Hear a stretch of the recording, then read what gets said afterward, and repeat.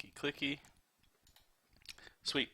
Cool. Hey guys, just doing a super casual stream here on Sunday, so thank you so much for popping in. And like usual, this will be put up on YouTube in a few days after this thing's all done and all that. So, what I'm doing today, I guess I can talk a little bit about it. I posted this, not this, but more of a sketch, a little bit more information about this on Patreon. Um, we could talk a little bit about it today as well. I'm sure as more people come in, more questions can kind of pop up. We'll talk about roughly who this is and all that good stuff. But what I'll be doing today is inking this up and possibly tossing some colors on there. I'm not sure if we're going to do colors or just grayscale or what. But it should take about, I don't know, an hour, hour and a half, around there. So yeah, I got my whole file lined up, all set up here. All my line art and all that good stuff. What I'm going to do is actually just give me 1 second to save up a couple versions here.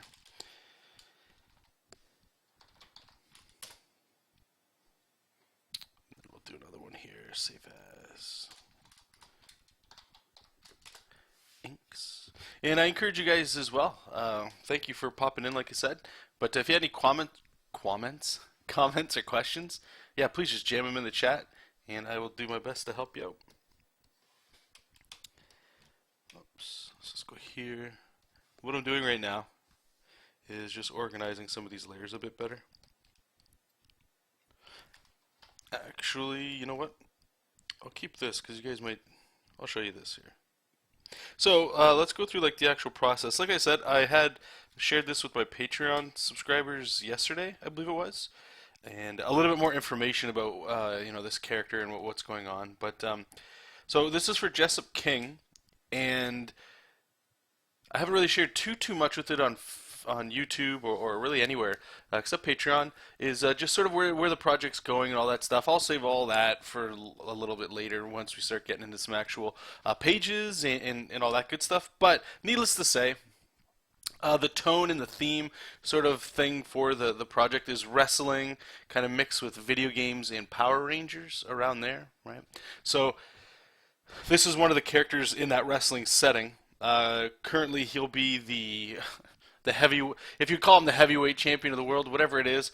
But in this little world so far, wrestling is like an actual big deal, and I've been spending a good chunk of time here just trying to figure out, do some world building on what's going on and all that, and seeing how I can make wrestling a little bit more a bigger part of the world for the comic itself, right? So I'll share more of that with you as well, in the power that kind of comes as being like the champion sort of thing.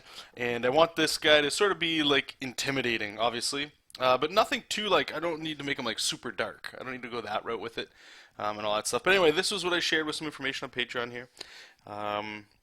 And so what I started doing here was just the tight line art over top. You can actually see here, let's zoom in so you can kind of see the difference here.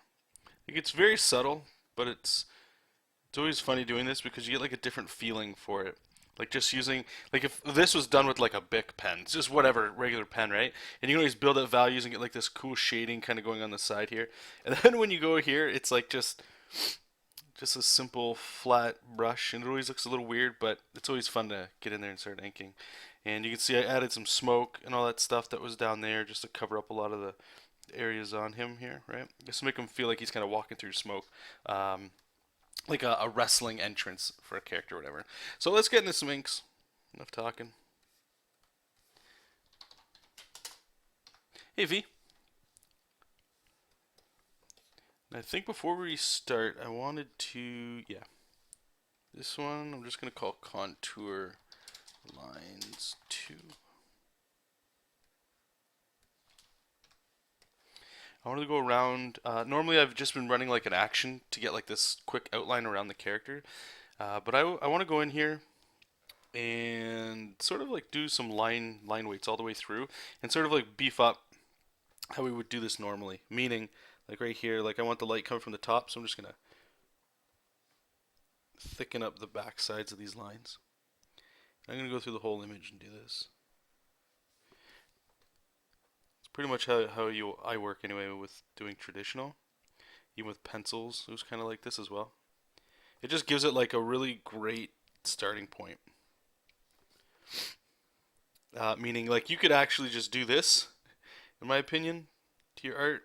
Just this one stage right here, dividing the fat, thicker lines away from the light source, and walk away, and your image generally looks way better just from doing that.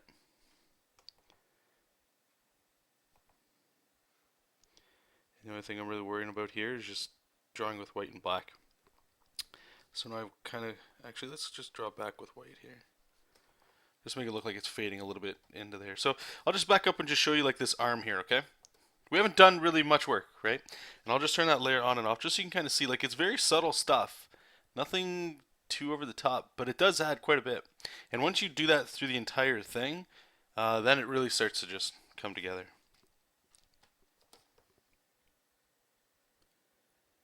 I'm not worried about cast shadows or nothing, just have some fun. I'm trying to think of like the color palette for this guy too. A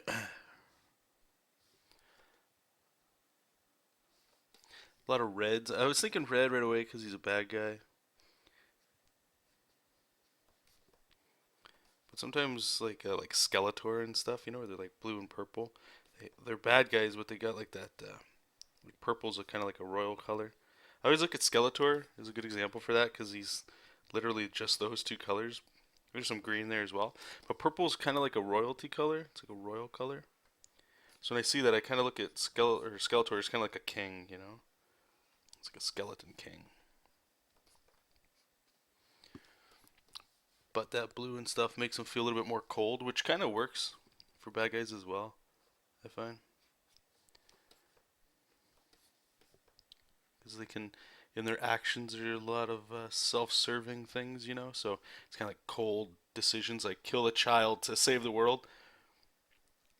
Usually good guys, they would find a way to like not have to do that. But what we would look at as a bad guy, he might or she might just go, you know what? Yeah, it might be the easy way out, but it is still a tough decision. It's kind of a lot of people might look at that as like being cold, you know. It's funny how much color just really tells you about a character. That's pretty important. Hey guys, again, sorry about all the sniffling. It's not going away. All this sniffling. Merry casual Sundays. Yeah, you know what I'm thinking of doing? Getting like a Sunday going on. Like, you know how Wednesdays I was always doing like the streams with you guys. I was thinking of changing it to like coffee Sundays or something where we just have like some egg in, or you know, just some fun. Something back there. But anyway, yeah, thanks. Hi guys. Hey Jefferson. Hey Michael. Hey Vincent. Make him the color of opal. Hey Java. So I'll just do this one more time just so you guys can kind of see the inking on the arm. Again, I just want to do this just to reiterate, in my opinion anyway, this contour line. So this is just what it looks like, and all we're doing is just lighting it with the contour of where the lighting is, you know? So all the opposite lines and connecting lines, just line weights. That's all this is. And you can see right away, like, you don't have to really do much more than this, especially if you're adding like gray or if you're tossing this off to a colorist. Really don't got to do much more than that, in my opinion. It still looks cool. It's all preference. The opal might actually be kind of cool too. Good idea.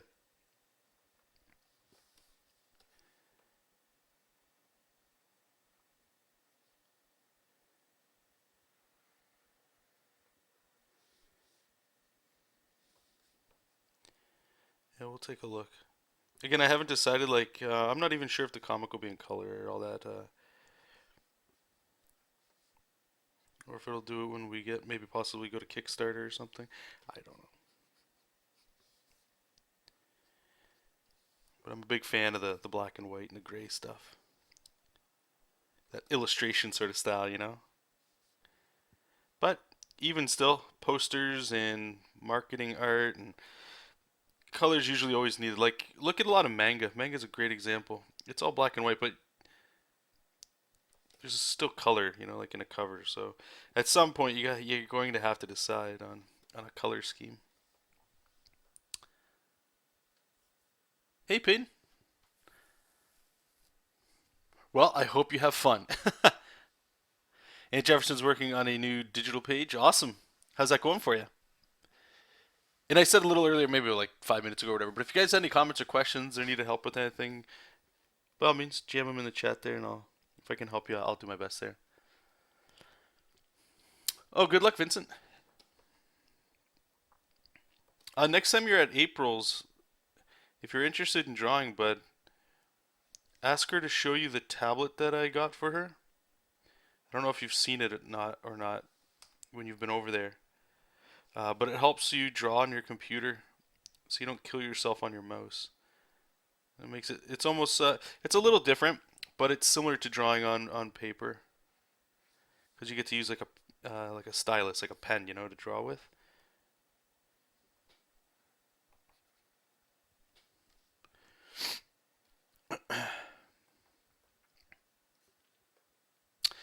Hey guys, look, man, the weekend's really the place to be, eh? That's everybody's hanging out here on the weekends. Hi, all these new people. Hey, as a fox, Astro Dogs. I've heard a lot of great. I've heard a lot of artists regret making their webcomics in full color. Sure, yeah, it's I don't know. I enjoy coloring. It's just it adds like an extra step, and I don't want to say I think. I'm gonna go ahead and say I know, and that's gonna sound pretty bold, but comics, especially web comics that are color, probably do better, meaning getting more like random organic views than just black and white, because like color tends to look better. I think it's just, in my opinion, as a comic book reader, growing up on like Marvel, DC, and Image stuff, like production values are like important, big time. But as I've gotten older and got more into art, and I continually say it, but like manga's grown on me so much that I sort of look past it, and then I remember more of the stories from manga than I do Marvel, DC stuff. I'm sure there's other reasons for that besides just the black and white. I know it's not just that, but yeah, I do think as well. A lot of people they'll like go to Kickstarter. I've heard this, and this is just an idea. Is the comics black and white, maybe like a gray wash or something like that. That looks pretty good. I enjoy that because it is like a little extra. It's not just black and white. There's a little bit of polish going on there. And once, or if you want to publish it into a book, or maybe make like a collected edition, then start thinking about either hiring a colorist or coloring it yourself. I think that's an interesting thought. But yes, definitely color can make or break a comic. You could have really awesome artwork, and you just don't get paired up with the right colorist. You guys just aren't on the same wavelength, and then just the quality of the whole book suffers, and that's not a fun feeling. Let's save that. Java Boy is asking, is the belt freehand or SketchUp? It's freehand.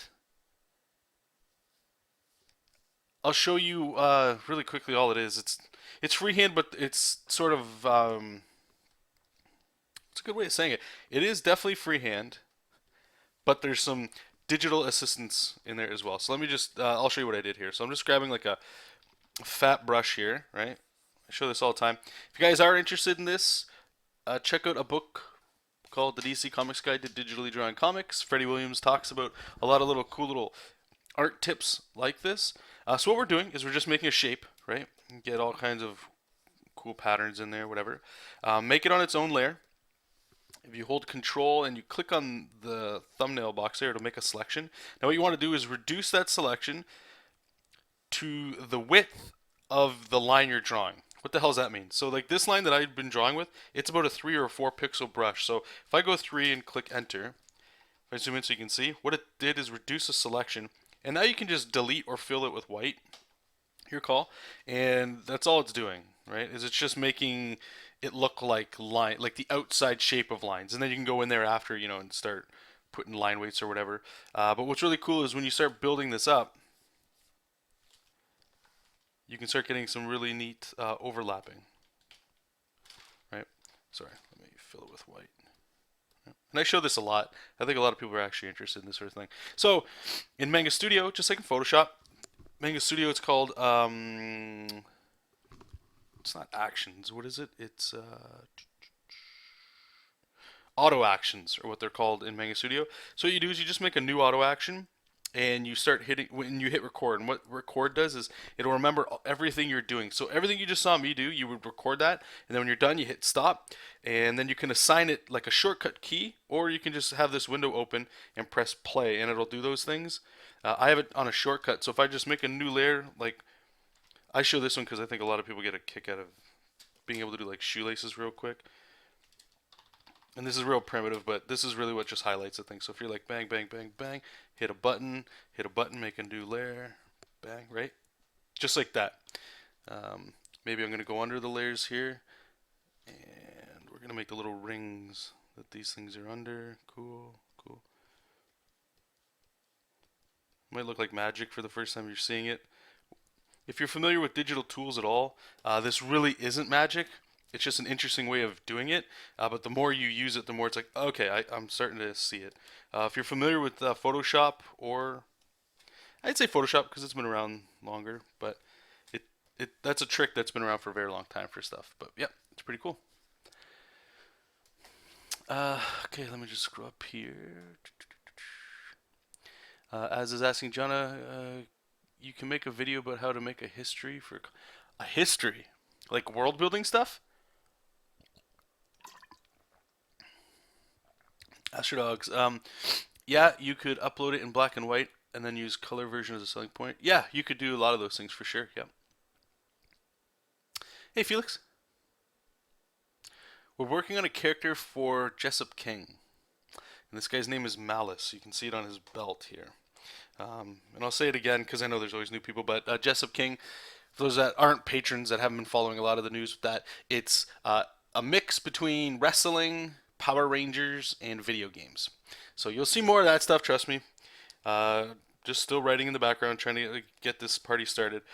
But wrestling is a huge part of the world, and you don't want your heroes, in my opinion anyway, to be necessarily the champion right away. Give them maybe a goal to hit, you know. Not saying that he will be a champion, but so this guy here is, I'm trying to make him, you know, with a name like Malice. For those of you that are into wrestling, you know, there's baby faces and heels. This guy's definitely a heel. Jesop will be a baby face. And I can show you guys too. I don't think well, no, I have shared it online. Let me open this up. You guys can see what Jesop King looks like in his wrestling outfit.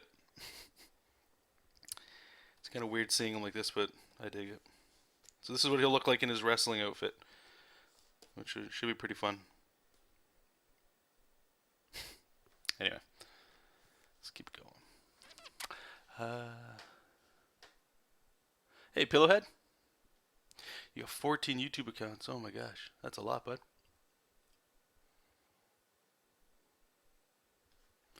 It does. Actually, Pillowhead, those pages that are out, like the old. Okay, you know what? It's hard because I only want to say so much, and I don't mean to like hide things as if it's like, oh, this is so unbelievable. You're not ready for this stuff yet. I'm still working on things in the background, so that's why I don't want to say too much, because I don't want to like build things up and then not deliver on it, kind of stuff. Yeah, so originally, actually, let me just do this. I'm gonna do some lame plugging here. Sorry if you guys don't like it, but yes, head on over to Patreon. Become a patron for like $1 or whatever. It's like $1 a month. You guys can get all the updates of this stuff before it starts launching anywhere else. And just like, if you're genuinely interested in what this whole project is, and I could understand why people wouldn't be, or because they have no idea what it is because it hasn't really started yet, and that's cool too. But I've already explained quite a bit of like some of my decisions with moving forward with this and all that. But the original 3 pages I had, those are all gone now. I won't be moving forward with those. I was trying to do a web comic, and understanding what I've been hearing anyway from a lot of people that do web comics is, you know, just instead of planning so much, just do it. You know, and sort of like not figure it out as you go, but learn it as you go. And that was sort of exciting. There was this big weight lifted off my shoulders of, yeah, like, you know, I can find out about Jesop with you guys and all that cool stuff. But what was happening was uh, I would get lost myself. I'm like, I don't know necessarily where I'm going if it was just bad planning in the beginning or whatever, but I didn't like what Jessup was becoming. He was just becoming like this sci-fi character that I could, I guess, have fun with him on adventures and stuff, which is cool, but I didn't want him to be just like, like what can you do in space with that stuff? I don't know. Like, I guess it's the same for any genre. It's not just space. But I wasn't happy. Let's just put it that way. And because of that, uh, I was just running into more problems. And I enjoyed drawing it. Drawing isn't the problem. Drawing is fun, right? But it's the why am I drawing it? And that's the part where I had to sit back and go like, just take this easy, man. Just go back in and figure what the hell this is. Figure out who Jessup is. I don't know about you guys, but when you guys create characters, have you guys ever like wanted to make like you draw something cool? Like to me, I drew Jessup, and I'm like, yeah, like I really dig this character. He looks really cool. To me, I enjoy drawing him. He's fun. But I didn't know after that, like, why does he have any stories worth telling? Why is it just because I want to keep drawing him and stuff? What is it? And it just nothing was clicking. I couldn't come up with anything, and I'm like, I don't want to get into this a year down the road from now and just still be in the same boat, going like, okay, maybe I did find out more about him, but I don't like him. I don't like where he's gone or what he's become, and I didn't want to do that. So, yeah, I shared with you guys again on Patreon, talking about what the project's going to be moving forward, and I'm so excited now. Now moving forward is like this is fun. Like I'm having a blast here, guys. Now I really, honestly, genuinely can't wait to start sharing some of this stuff with you guys. It's not pages because pages haven't started yet, like new pages, we'll say, for the new vision of where I want this to go. But the writing is going right now, and right now I'm really in the development stage, like that early stuff of I've got a sketchbook, I'm filling it with characters, world building, all that stuff, and I'm having a blast. But the turnaround time is going to be, I'm looking at a year, so a year the project will be wrapped up, so that at the end of that year I can start working on another project. Keep it fresh, or work on the next version, like book two or whatever. And this new way of working that I have is fun because like things could pop up. You don't know what happens in life, right? And that was one thing that's definitely getting me scared about doing a web comic, where it's like a web comic to me doesn't really have an end, and that's kind of scary in and of itself. I didn't want to go down that route. So let's just do a quick turn the layer on and off, just so you guys can see. We haven't done anything except line weights, and hopefully you can see that it just looks cooler with just line weights on there. All right, let's say that up. Let me catch up to you guys.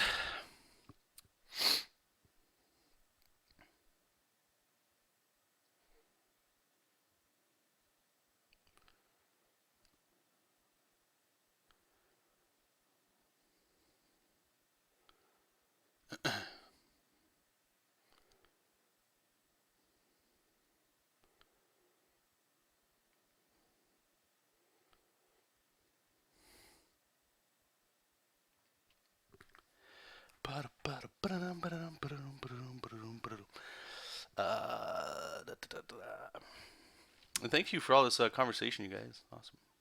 Jessup. Where did the name come from? Where did it come from? Oh, the king part, I don't know. Jessup was so. My name's Jonathan. My brother's name's Jason. My dad's name's Jim. And I was always thinking, like, if I ever have a son, I think it'd be cool to just keep the J going and the initials going. My brother and I, we both have the same initials. I don't think my dad does, but I think that would just be something fun to start. That's just me. So I was looking around online. I'm like, what are names that start with J that are kind of cool? And Jessup was there, but I believe the correct pronunciation of it is, or the way to actually spell it is Jessop. And I went into Google that speech to text or text to speech, and it was like I put in the way I spell it, Jesop, and it's like Jessop, and I'm like, oh no. Like I've had this character for so long, and I call him Jessup, but I don't think that's how you spell it. And I was like, oh man, what's going on? But anyway, that's where that comes from. The King part, I don't know. I think that was just like I needed a last name, and King sounds, it's got like some power to it, some weight to it. And then I wanted something poppy kind of and flows off the tongue a little bit. I think it does that, But some people they still don't know the Jesop part, or they don't know how to spell it, or they don't know how to say it unless they hear it. So who knows? Who knows? This is a secret identity. Thank you guys. Vincent, no, I actually really don't like popcorn. I have it like on a rare occasion. I actually had some last night. Went to a movie last night, but enjoy your popcorn, man. Have some for me too.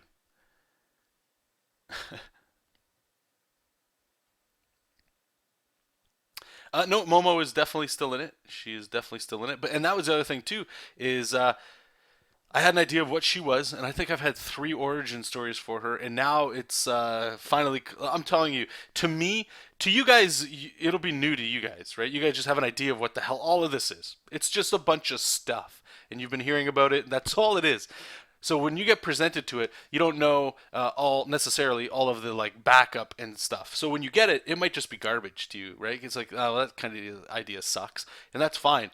But as a creative or a creative and the person that's creating this stuff, just like you guys, there's a whole bunch of factors that are always played in the background of why a decision gets made, and it's very hard to let people in on that decision uh, because there's just way too much information in there, right? So that's why I'm saying to me, I'm very excited about it because I feel confident moving forward that there's less decisions to make now. Now it's just being like I guess the dad and saying, no, this decision doesn't belong in here, gone.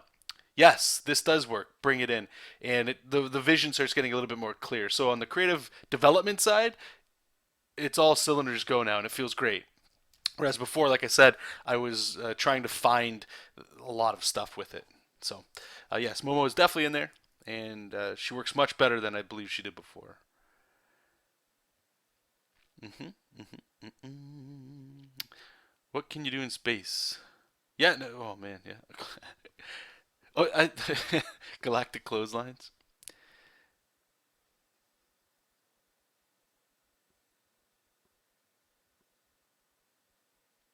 Oh no, no, don't worry about that, Pillowhead. No, no, you didn't say anything wrong. You didn't say anything wrong at all. Um,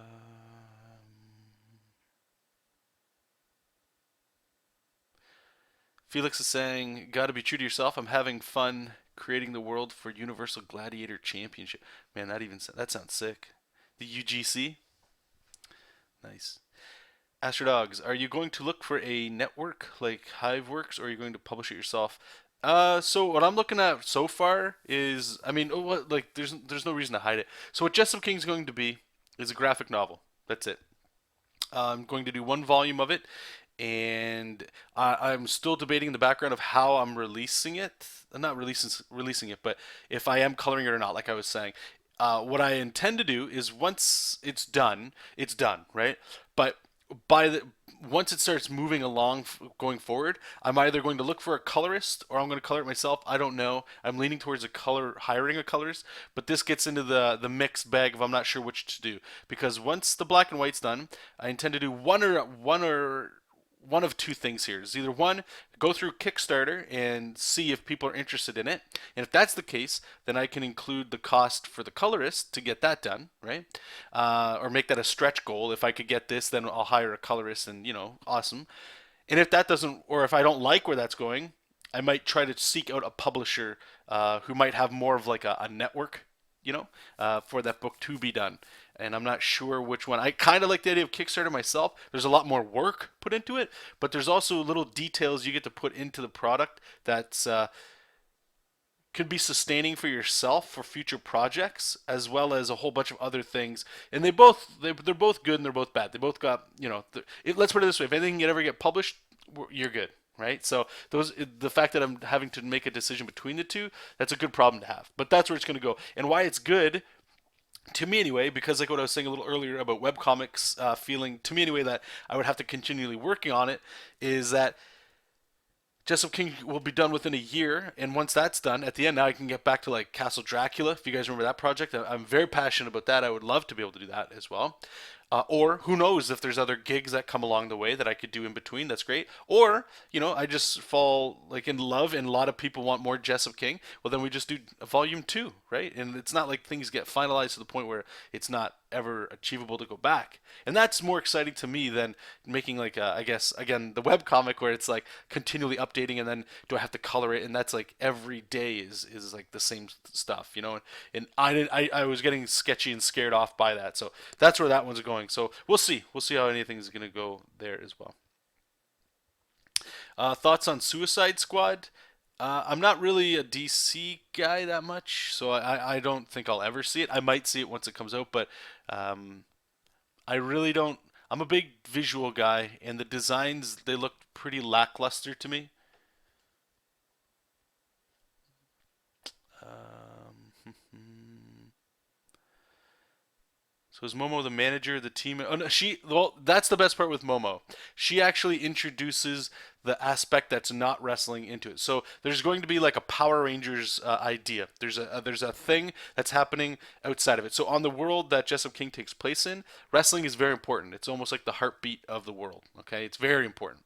So that's the natural world that's going on. Momo, she brings in the overarching story that makes it like I guess more dramatic or is sort of imagine like it's like Lord of the Rings. So every day the hobbits are just hanging out eating, right? But then Gandalf shows up and he starts talking about somebody finds a ring and now they're going on a huge adventure. But that's think of it like that, where the world is as it is, and Momo is the one that really brings in the I guess the bigger problem or the bigger issue that needs to be addressed.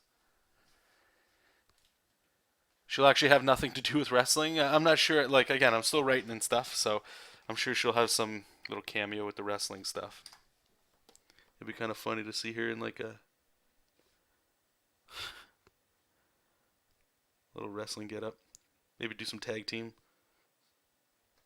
And I'm not really a huge watcher of wrestling at all, but I have been lately just catching up on some stuff, and I always find it very interesting. There's something about it that's I don't want to say comic book like, but larger than life things can kind of happen in there, and there's sort of like that suspended disbelief that I find happens in wrestling that's really fun. So I'm not a big wrestling head, and I know, and that was one thing I was thinking too. I'm like, okay, so if this gets published or if I publish it or whatever, and people start talking to me about it, and I know I'm gonna start getting the questions like, "Oh, did you see WrestleMania?" And hey, I don't really watch wrestling, but I just love the idea of like I've told you guys, like Zangief's like my favorite character in Street Fighter, and just the idea of grabbing somebody and flipping them around, that's cool. It's not like ninja strikes. It's different, is what it is, and that I guess I get more of a kick out of that.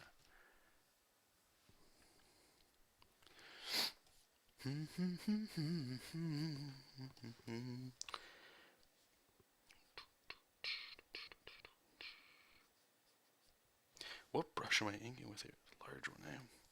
What are the small might be? Yeah, we'll stick with that.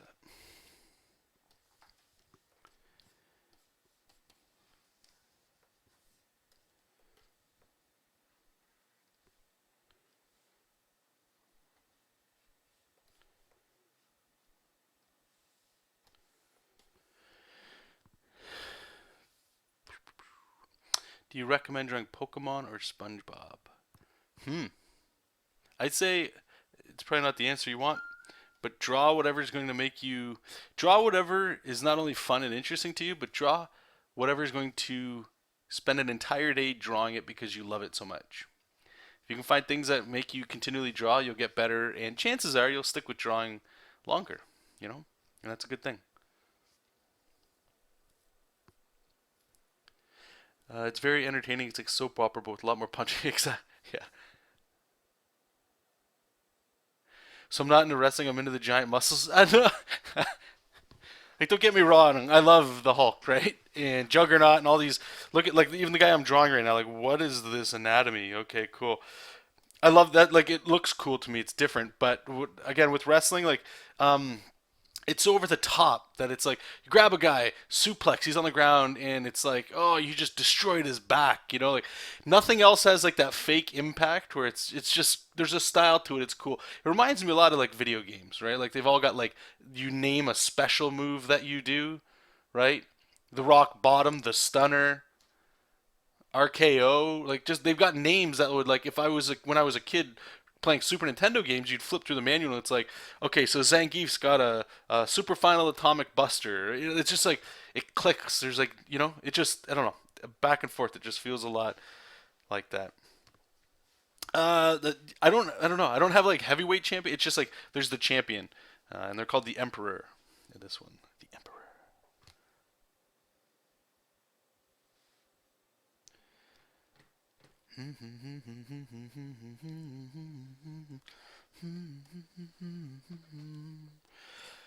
All right, let's keep going. Where did we end up? I was somewhere. Oh, I'm doing the hair. Did we do that? No, I didn't do any of this yet. Okay, so let's get this here. And I've got the hair left to do for the line weight, but we're going to do this one more time. Now that most of the line art or the heavy lifting is done with the line weights, you guys can see that if all you did was line weights, my opinion, your art will look 10 times better. Okay, so here we go. We got this guy. All I've done except the hair, and I guess I forgot some of the spikes on his head, but for the most part, this is what it would look like. And to me, you could walk away with that. It's done. It's got more punch to it. It's got whatever going on. Cool, right? And we turn it off. It's like it doesn't seem like it's much, but all it is line weight. That is it. And beefing up some of the contour lines. That's it. And you can see how dramatic of a change it is. How much more like a pop it's kind of got, what do you got? Hey, Drew.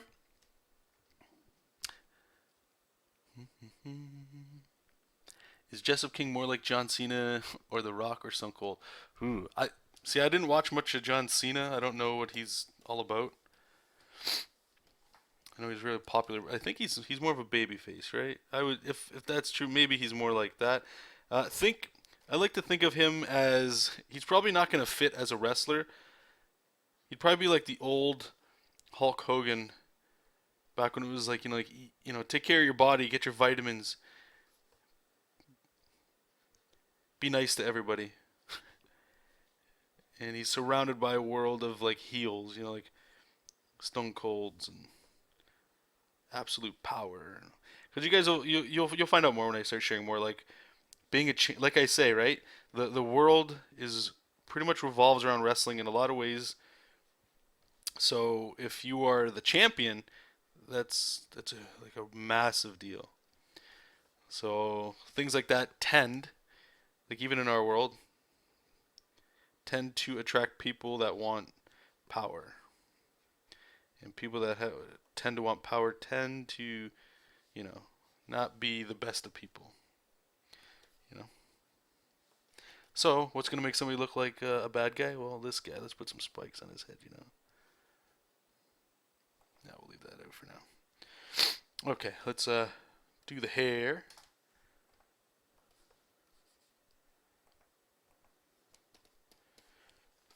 And we can figure out what we're gonna do for lighting and stuff. How many characters? There's a handful now. Most of them, like the story, it's only a graphic novel, right? So I don't have to develop. I can just have like background characters. There's just certain characters you need to establish for like people to care. If I populate it with too many people, it'll get kind of like the Avengers or something where you see them, and unless you've seen their movies, you don't care about them. They're just like a throwaway character, right? And unless it's up to the writer's job or the story's job to make you care about these characters. So in a lot of ways, if it was just Jessup and this guy, Momo, and if there's anybody else, then you put them in. The other ones, but the beautiful part is you get to have some fun, right? You get to have a lot of fun. You get to start making up these really wacky characters, and again, that's where I'm interested. What I'm interested in with the wrestling stuff is a lot of those characters you can just kind of put in and they'll fit. In my opinion, anyway, for that stuff. And I'm not sure, but I don't think there's too many wrestling comics. And I mean, I don't know. You guys will see it as we go. There's gonna be a lot of video game reference and stuff that I'll be putting in here, like health bars and levels,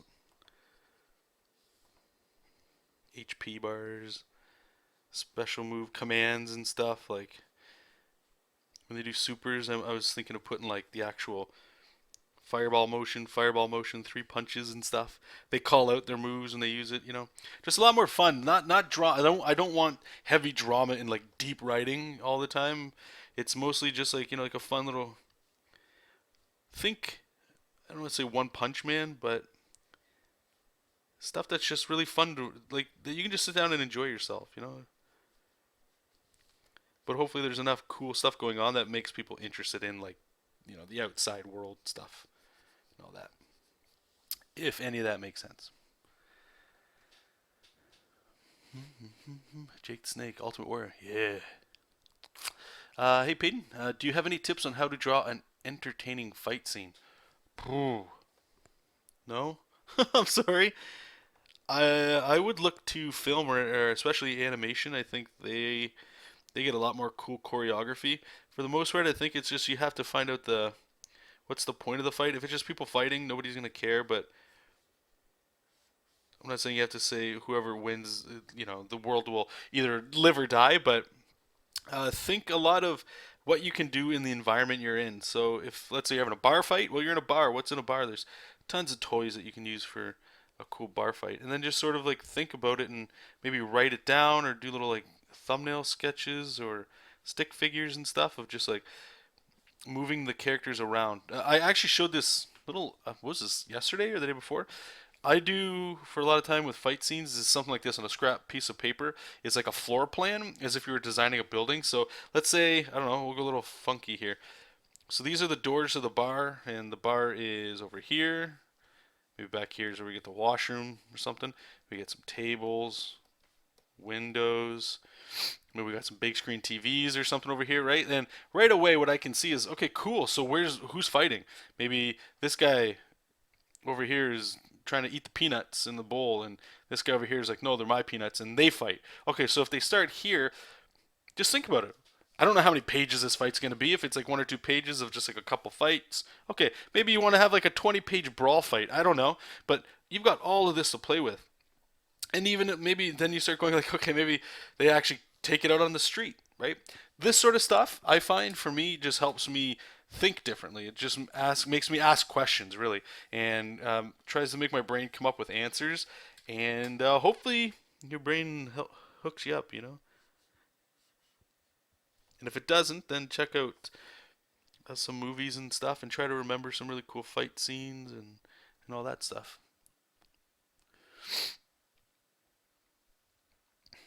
Hey Jeff. Oh, thank you. Thank you. I appreciate that.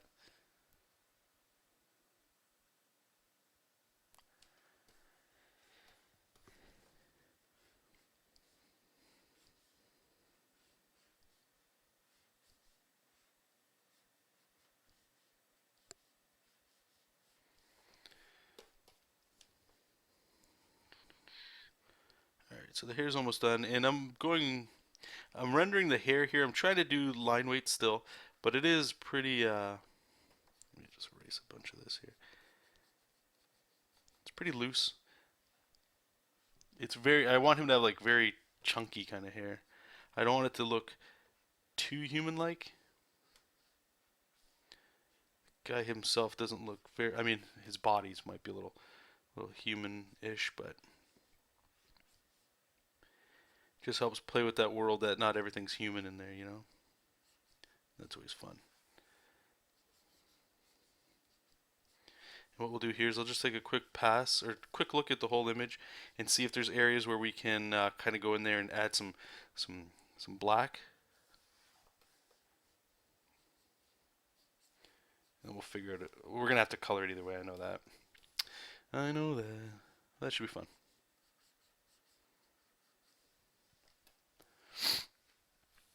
So sorry about the sniffling, you guys.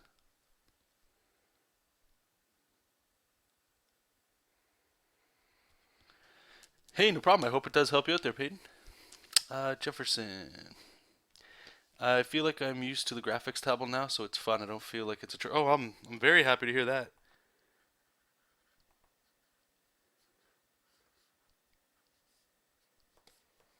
There's a few people that say this, and I think anybody, not everybody, but some people, usually the older people get. I find that they have problems making that transition from paper to like a digital tool. But yeah, once you've kind of get in the flow and the feeling of drawing on a different surface, or if you're working on a tablet, you know, you're not seeing your hand when you draw. Once you get used to it, it's awesome. It starts to feel good. But sometimes it can take years, right, for some people. So anyway, yeah, I'm glad. I'm happy for you. Now you get to just worry about making sweet art. Super say.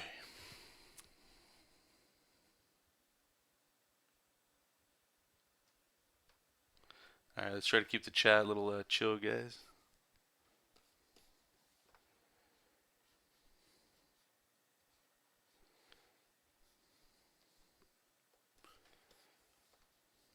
I think we're pretty much good with the hair.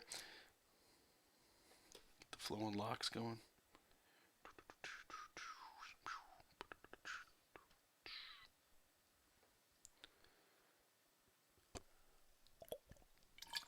His last name is hilarious. I think my last name's got everybody in the room beat for having the worst last name. Let's just be honest. All right, so we got this here, and there we go. We got the whole image. Actually, you know what? Man, this is going to be the tedious part. I'm going to have to add another contour line for the smoke, because if I don't, it's just going to look weird.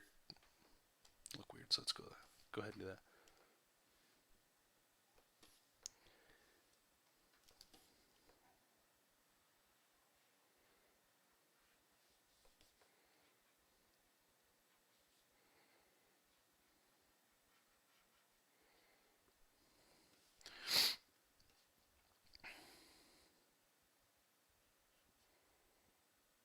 Oh, you got your, oh, awesome. Yeah, enjoy the Cintiq, man.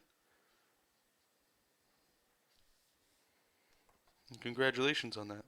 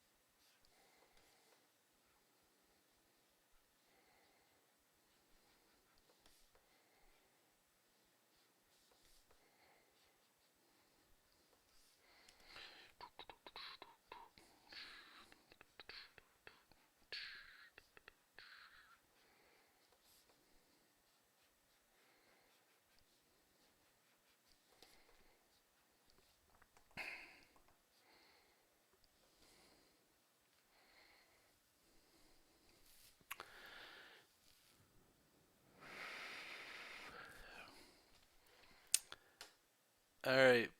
Sorry, Vincent. We're doing it again today to you, buddy.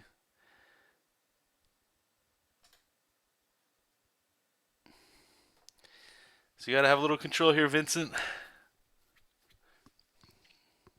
What computer am I using? I have no idea. I have a sticker on the side of my computer. I'll read that off to you. And I will admit that the next computer I do buy, I don't know when the hell that'll be, but the next time I do buy a computer, I'm going to go to a computer store that sells just computers. This one was just picked up from like Best Buy, but I'm gonna go there and I'm gonna do some proper research next time. I'm pretty sure all we need as artists doing like what I'm doing is as much processing power as humanly possible. RAM, I don't know if that's whatever, but just you know going that way or whatever. But anyway, so it is an Asus Intel Core i3. I don't know what the hell that is. 8 gigs of DDR3. There's a graphics card I put in there, but I don't think it's anything special. I got a terabyte hard drive, and that's pretty much all you need there.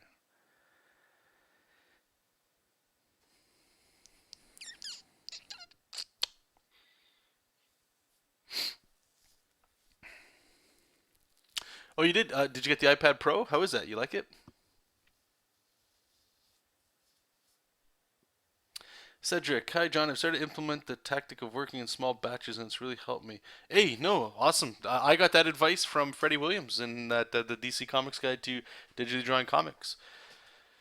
I was in the old school workflow. I think I do think a lot of people do work like that, where it's just a page a day because you feel like you're if you got deadlines, especially that you have to do a page a day kind of stuff.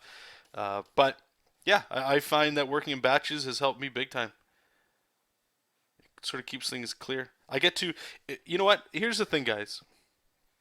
I'm a big believer of this anyway. Is scheduling your time as best as you can. Great example of this is exactly what we're not necessarily doing right now, but let's say comic pages. Let's say you want to do a page a day.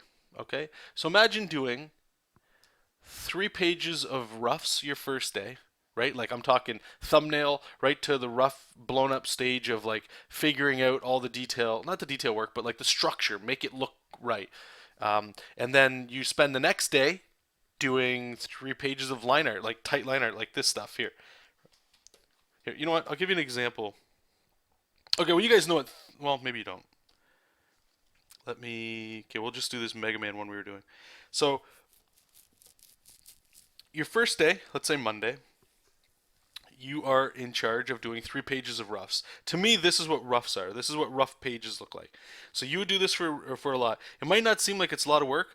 It's a lot of work. This to me is the hardest part of the whole thing. So you do 3 pages of this in your first day, right? So you might have a really long day that week, or well, you will if you're doing comics at all. But so you do this. This would be your roughs. Then day two, you'd go in here and do this stage. Let me turn all this off. You would do this to all of your roughs, which is the next thing I'll be doing on this, right? But you would just do this. It's just a simple line art. You might have a different style. You might have like more of an inked look, but just bear with me. So I would do 3 pages of this. Sometimes this here, because it does take a lot of time. This is where you put music on for me, and you just sort of do whatever you can to make sure you stay at the table and keep working. So if you're putting movies on, just it's grunt work. This is the part where it's sort of like it's fun, but it's it's just got to get done. There's no magic to it. It's just do it. So sometimes this might run into day three a little bit. But I find this day here is probably the longest one because it's a little bit more monotonous, right? And then your third day is just doing inks, this stuff, right? And we've only been streaming for like an hour, and you'd be surprised you don't inking. You don't. It depends on the style. I get it, but anyway, I'll just wrap it up with that. So that would be 3 pages in 3 days. And the best part is, so like your first day, you did three of this. So when I come back to it to do the line art, I get to look at it again with fresh eyes, which, you know, we did with this one. If you guys were here in the stream, if you weren't, I don't know if the video's up for this, but it will be up. It's like a 5 hour stream. I don't imagine everybody would watch it, but if you were there, you remember us talking. We move these characters around so much. And then what I'm glad for is I can walk away and I can look at it today and go, like, I really don't like this character here. I'm gonna, like, just like a quick example. Let's say I don't like where Cutman is, right? So I can just click his lair and I can just, like, maybe I want him back this way. It just gives me a shot to come back and look at things clear because I've always found what I struggled with is if I sat down and I have a blank page and I've done the thumbnails or something and I have to do that whole page in that one day, it might be a great day. It might just be talking heads and it goes by like that. And then tomorrow it's New York City exploding. So much work every day where I find myself anyway, if I can scatter that and spread it out over multiple days but still keep up a work productivity, it works for me. So anyway, I'm glad it works for you as well there.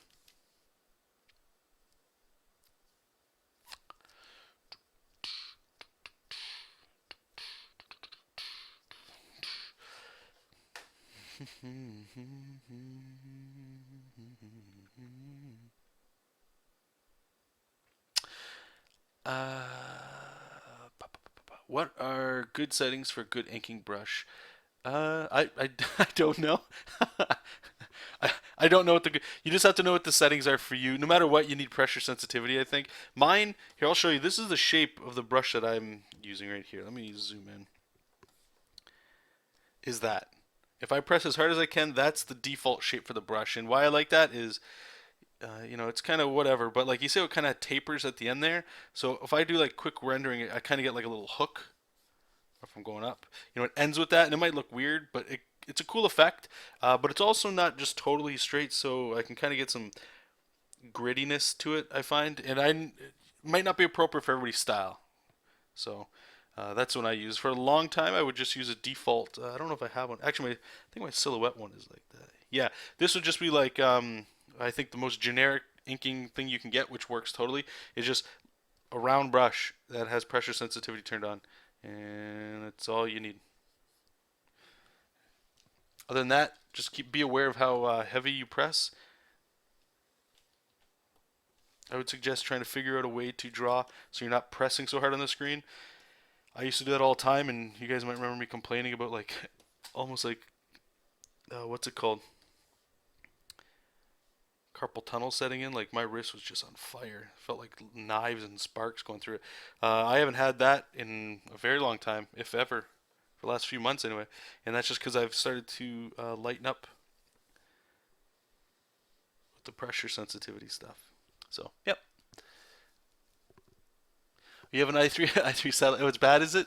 I don't even know. Sorry, small batches. I don't know if I answered this. Like panel to panel, you could do that. Just know like how much time you have to work on something. If you've only got 3 hours a night, there's no way in 3 days you're getting 3 pages done. Just not going to happen. You don't have the time for it, right? When I was saying that, I meant more of like, let's say you were doing comics full time. That way you got all day to do it. But in your case, that's not what we're talking about. But for panels, yeah, that works too. Essentially, for the batching, just the main thing to think about is sort of working on multiple multiple things at the same stage. So 2 or 3 pages, let's say, or 5 pages of just line art before you touch inks on any of those pages.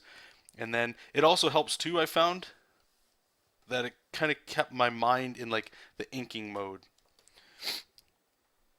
So instead of again working about the whole process that I've got to do that day, if all I got to do is line art that day, sometimes I can get a little experimental, or things actually go quicker because it only has to look a certain way. I don't have to worry about all the details being where they need to be and all that stuff. It's a little hard to explain until you kind of get into it. And some people, they hate it. They don't like working in that workflow at all. So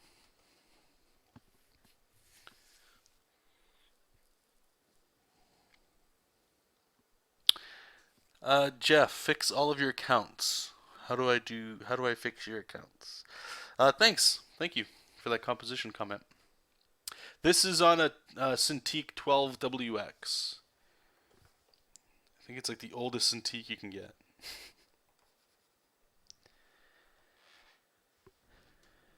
You've been adapting. Oh, cool. Cool. And how's that working out for you? With sculpting. Sculpting sounds super fun, man. We're almost done this. This right here is like the tedious stuff. It's like the small little like insignificant detail stuff, but if you don't do this, you can really, I don't say break an image, but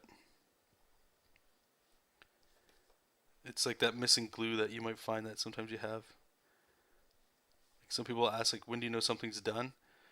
That's why I like doing this as well, because like I have to do this over every line for the most part.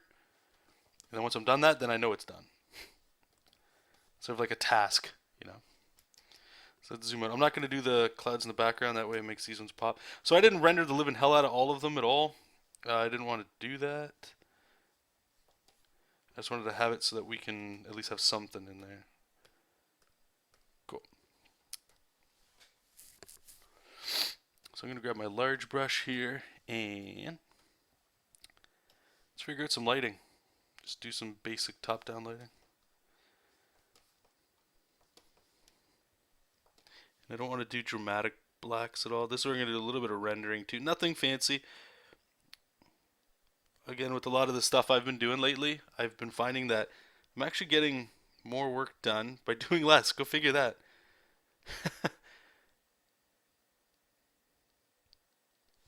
And I usually get the same response, you know, whether people like it or don't like it. But it's generally the same. Or it might be a little bit better. People dig simple stuff.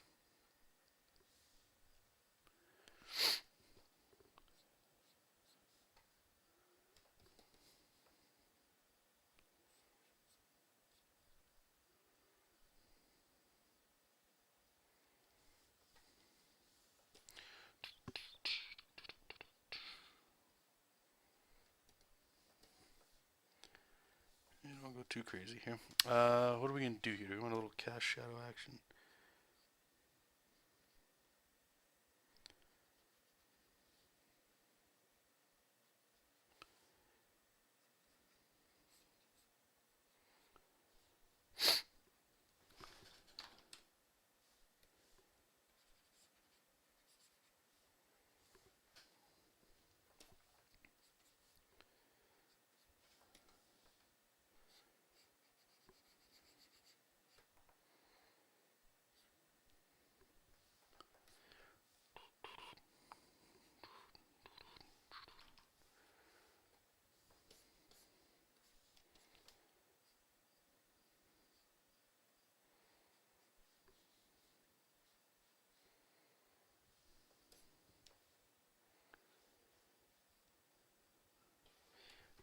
The more I draw this guy, the more I like him.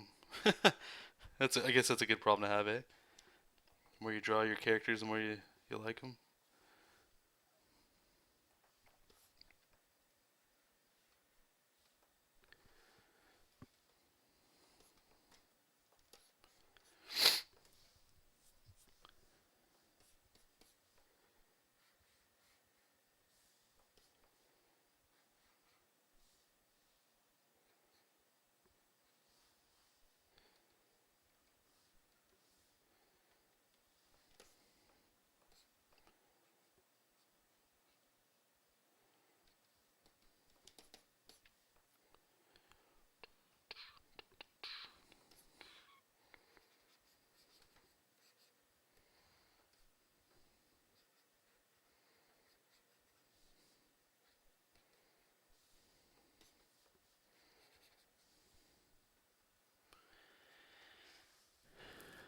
Jefferson. Jonathan, is it going to look odd if I have two characters standing and talking in a few panels, then have them sitting in the next scene?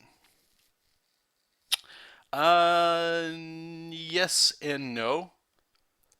So two questions. One, are they still in the same place when this happens? Like, are they in a cafe, or are they? Really, the solution is this: if you need them to talk and then sit, you're going to have to show them at least moving to a place to sit while they're talking, and then that will be fine, in my opinion. So if it's a cafe, imagine people walking into a cafe and they sit down, right? It's just action and dialogue at the same time. That's all. But yes, what Condro, the dragon, is saying: draw it and find out. Experimentation is the best way to figure things out. I agree. Is this an alien? I mean, I guess it could be. It's more like just a race of Cyclops kind of guy. Haven't really come up with the names of the races or anything just yet.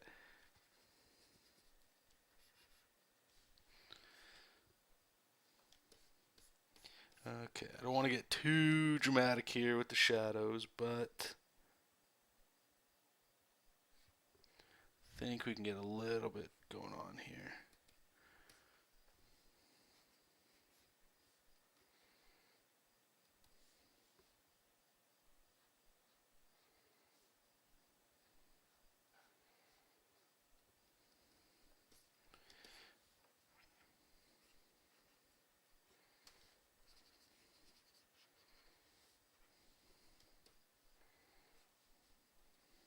This is another thing too. I'll show you guys. I've been using this brush since if you go back to a few videos, we were doing like those RPG cards, and I've been trying to change. Like you can actually see the shading, like right in here. You see how it looks? To me, it looks really slick. There's like this gap in texture, almost like I guess if you want real quick with like a brush.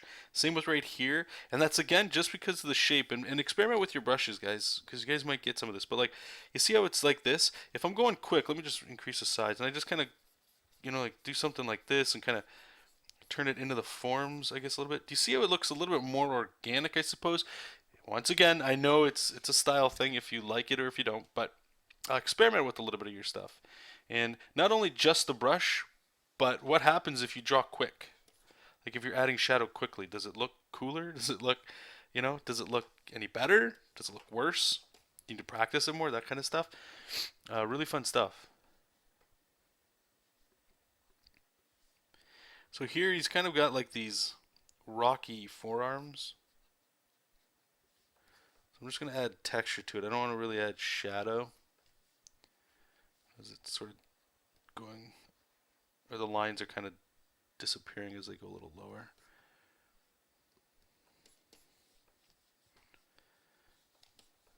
Maybe we could, I don't really do this too often, but maybe we can get a little vein action.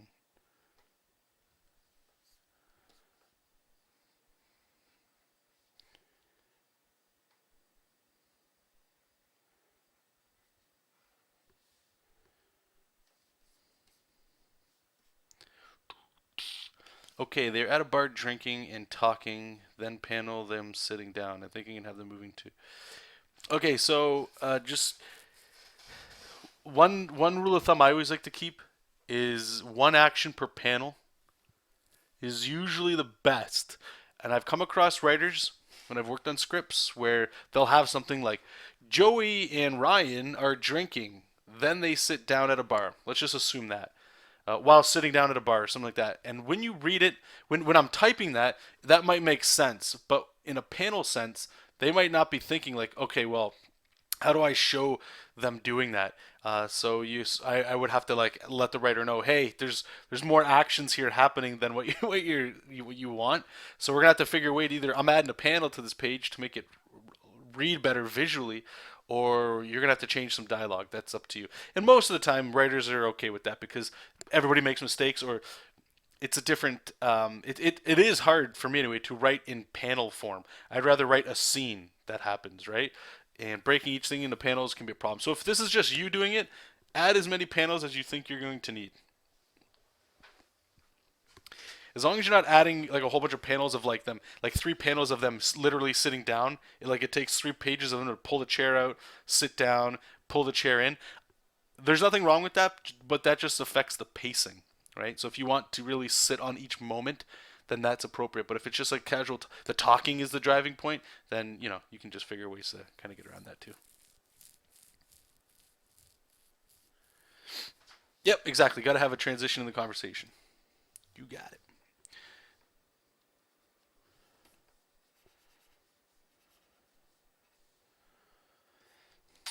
All right. What are we doing here? Where do we end off? We're over here? Okay, over here. So we can add some sweet cast shadow action from the belt. And maybe add a little. This can kind of fade into the background.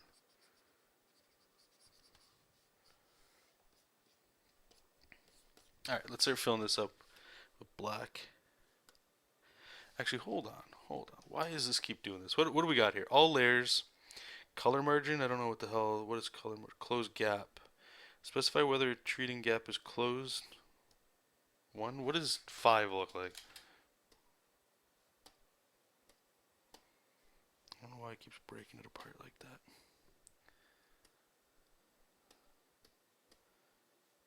So odd.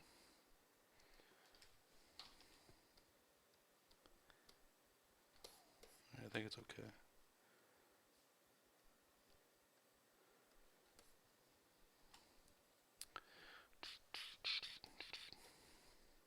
This is like a dangerous game here when you start adding shadows though. Like sometimes it always looks like it's not complete, like you need more. It's tough. It's tough. See, so if I back out here, like it looks fine, but like there's this weird area going on right here where it almost feels like it's getting to the point where it's like I just want to like have like dramatic black, like yeah, that's like real punchy, real cool, but too much going on here. Too much going on.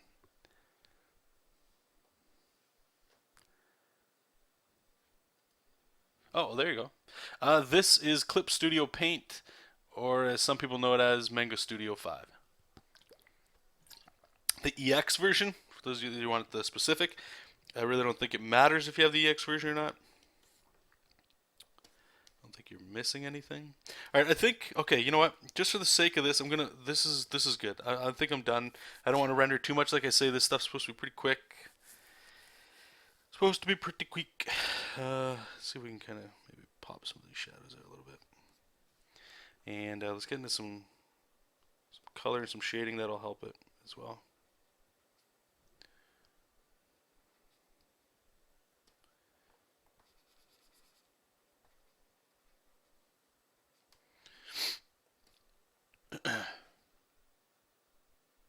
I'm sorry to say, but this looks like there is a penis. Where does it look like there is a penis? This is the second time somebody has said something about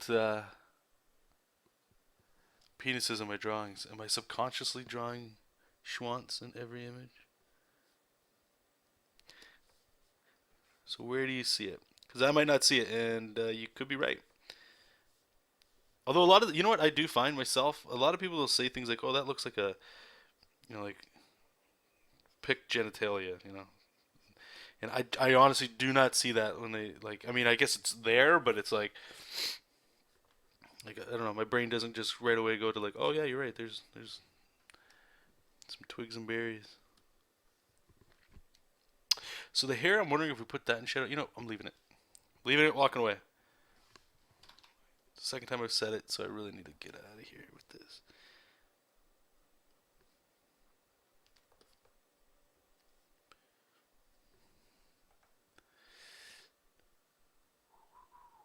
The black part. This right here? That looks like a penis to you? The penis is the thumb that's coming forward. The thumb. I think we're all looking at the wrong. I don't know what the hell you guys are talking about. Jefferson saying I have this thing where I show where I am, but use too many panels. So if I drop that and show them moving, it will. Jefferson, can you do this? Can you go to here? Email me the page if you don't mind. I'll share it with everybody in the chat, and we'll draw it and we'll figure it out. We'll do just a quick little second here. Here's my email address. Yeah. Send it to me and we'll take a look at it. Let me know when you sent it and I'll check it. Okay, so Mr. Panda is saying this area here does look like some action. I don't see it, so I'm going to keep moving on. I'm trying to wrap my brain around it. I do not see it. If we flip it, it'll show itself a little more. Don't see it. Myself. I'm sorry if you see it. You're offended. Yeah, I think we're good. Okay, so I'm gonna keep moving forward. Maybe it'll pop up a little later. All right, let's save that. And when she's done saving, I'm gonna grab all the layers here. Layer, combine layers. I'm gonna turn it gray. Actually, I think we. No, I don't want to do that.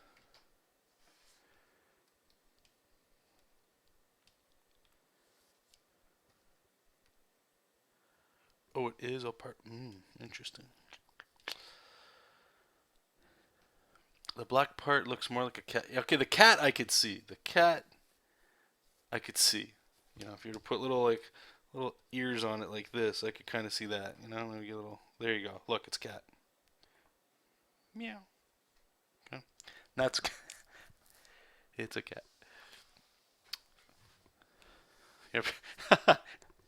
All right, let's keep this going here. Okay, so click these guys, layer. Actually, I'm going to flatten it. Let's just flatten it. Let's keep it simple. Merge layers. Change to gray.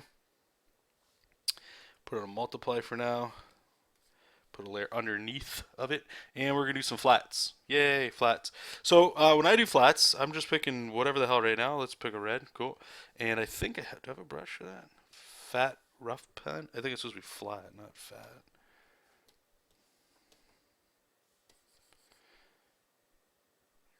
Yeah, we can't use that. That's what we want. That's what we want. And all I'm doing here is just blocking out the shapes. This goes pretty quick. Don't worry about it. Actually,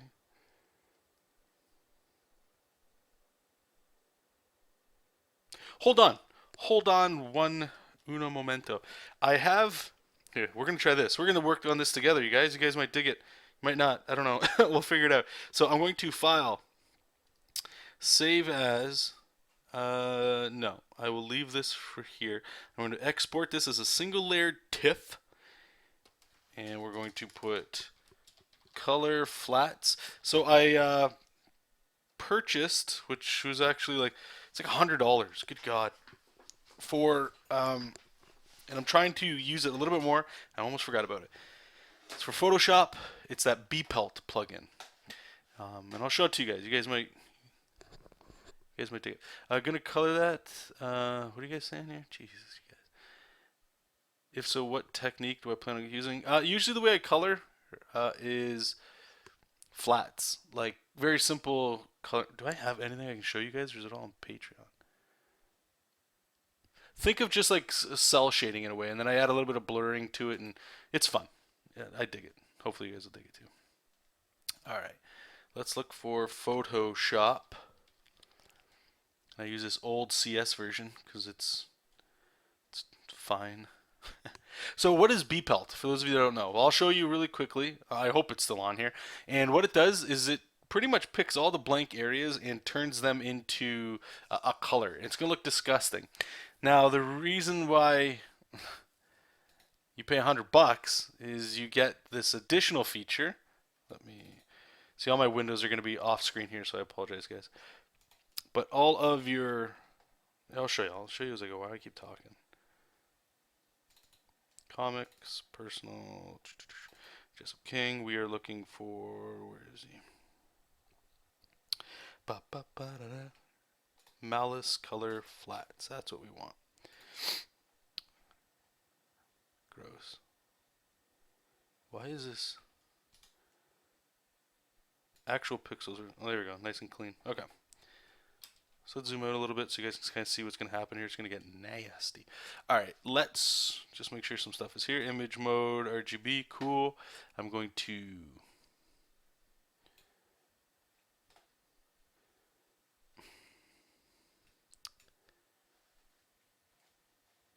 oh my god.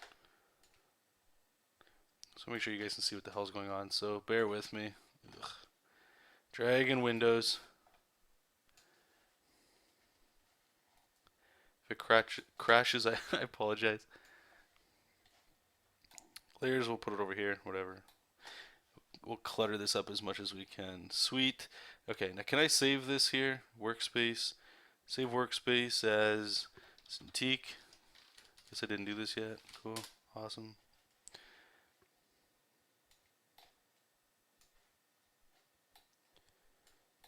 So tedious. Okay.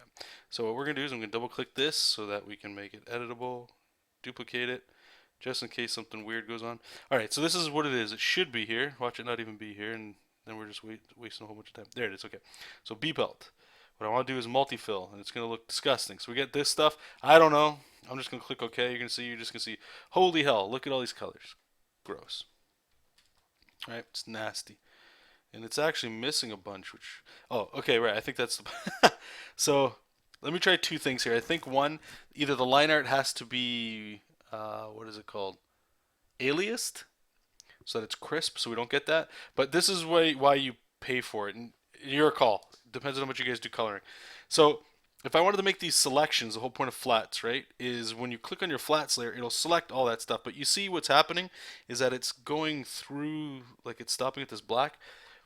What this additional thing is supposed to do is we go to filter, B-Pelt, I think it's flatten, and what it'll do is it'll, yeah, see, okay, I can't use it with this art, but what it does is it starts connecting all the points.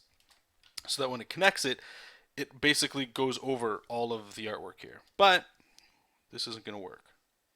So I'll show you what we do. And this is actually what you do in professional comics, meaning Marvel DC stuff, if you're sending it to editors and all, or not editors, but colors.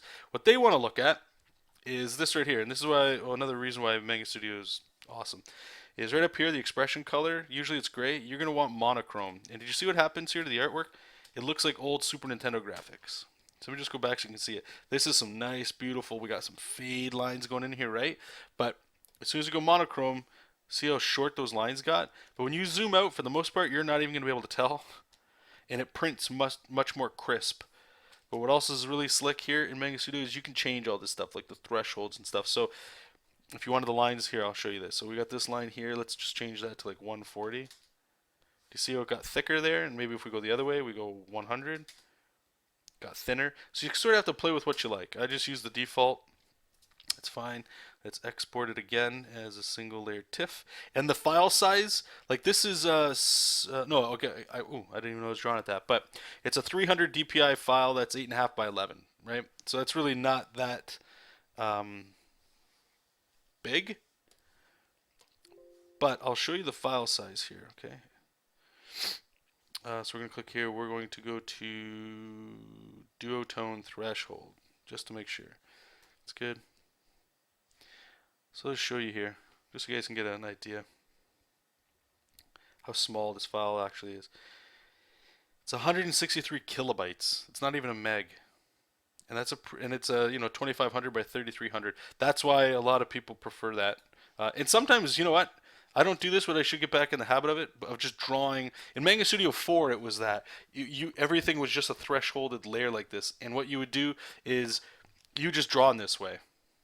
And for whatever reason, I think it's like the lines always feel nicer when you're drawing them. But anyway, what are you guys gonna say? Mr. Panda, Jonathan, is it okay if you subscribe me and watch my only video on YouTube and upload it? Maybe. We'll see. I don't know if I've got some time there. You sent it? Okay, cool. I'll check it out. Please remind me in case I do forget it. I just want to show, get the flats started anyway. And then I'll check it out here. So let's try this again. So we're going to open it. Where are you?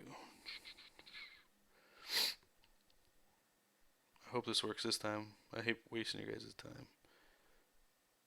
What's this guy's name? Malice, right? There we go. Malice color flats. So yeah, okay, cool. So it says bitmap. Should be good so far. Just zoom in here because sometimes this happens.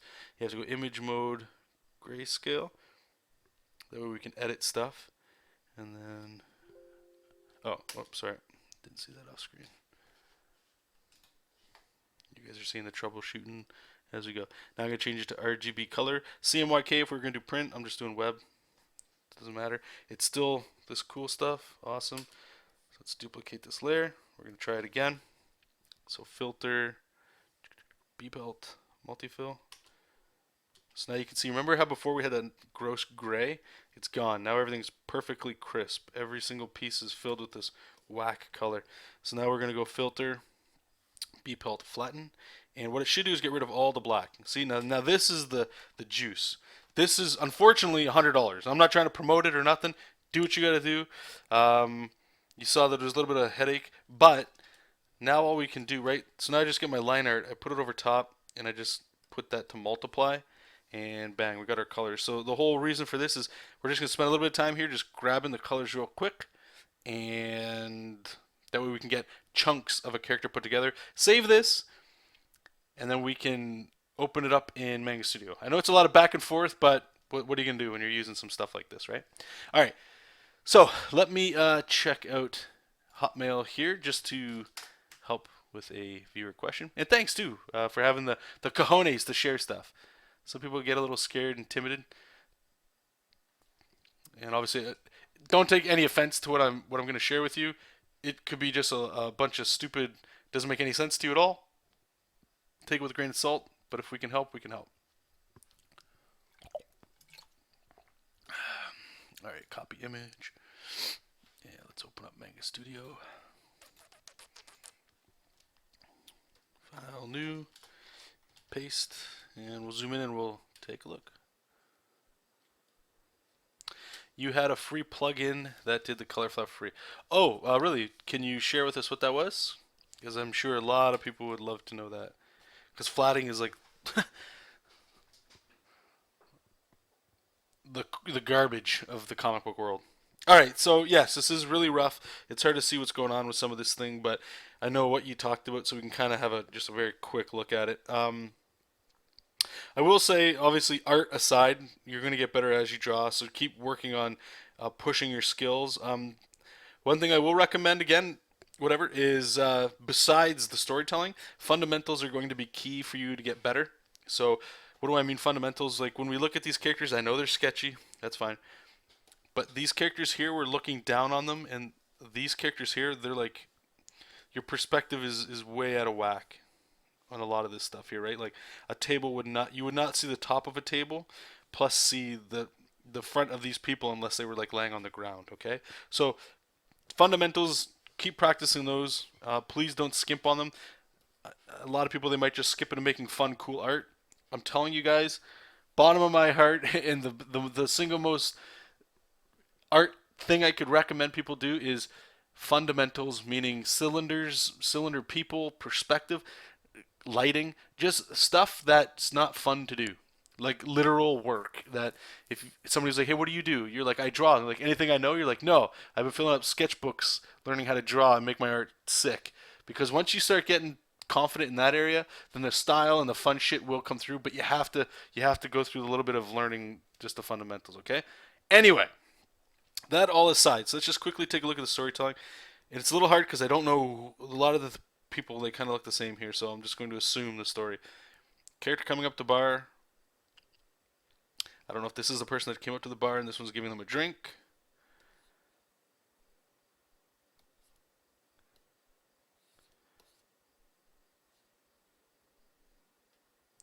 Hmm. You know what? I don't want to say it, but I think it might be too rough for me to even be able to help you out. The reason why I'm saying it's too rough, I'm not sure. This person here with a black shirt, I don't see them ever again at all in this page. I'm thinking it might be this person, but now their shirt's gray. I'm not sure. So thank you for sending something in, but I don't think I'll be able to help you out because I can't. It's a little too rough for me to see what's going on. I'm sorry.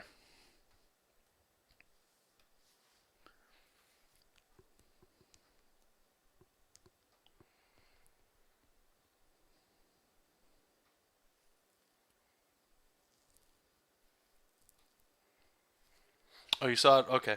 Damn. Well, if you ever can find it, please email it to me or send it to me because let's be honest. Like I just said, flats are the worst, and if somebody can help people out, then we're talking. All right, what the hell's going on here? Oh, Photoshop, why are you like this? Hey, Photoshop, why are you the way you are?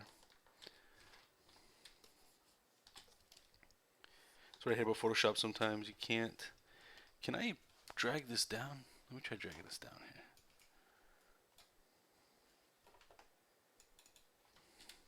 here. There we go. Now we can move around. But yeah, I don't mean any disrespect or anything. Yeah, you do have a long way to go in your art. Don't stop. Please keep going. There's so many people that stop either early or they just stop because it's not fun. Just keep doing it. I didn't mean any offense to make you stop drawing. Just the kind of style and the art that was there. It was hard to tell what was going on because I couldn't tell the characters apart from each other. So the problem isn't that I found. The problem wasn't does it make sense to have them just transition to a table and still be talking? The problem's I don't know which characters I'm following because they're pretty scribbly and it's rough right now, right? So, yep, just keep going, keep going. Do not stop. All right, so let's put this on here so I can kind of see what colors I'm picking. So I have this layer on, but I'm clicking on this layer here, and with my wand tool, I just have this layer on, and I'm turning anti-aliasing off because I want just crisp lines. So what I'm going to do is I'm going to try to select all the areas here of just the character himself. And sometimes this gets a little hairy, but get it? Hair? No? Sorry, nobody. This way I can just select this guy if I need to. Sometimes it doesn't work perfectly, right? Like, see how the background's going green in here? I don't know why it picked that color there, but this, to me anyway, like I've already said, flatting is a bitch. And if I still have to flat, whoops, if I still have to flat for like, let's say an hour and a half a page, if this even gets me 20 minutes, like it's less time I have to spend with doing flats, so I recommend it. I don't recommend necessarily spending the money for it, but check it out. You might like it. Might work for you, right?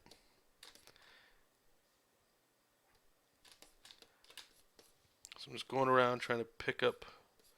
See like how it's all like crazy up here in the belt? That's alright.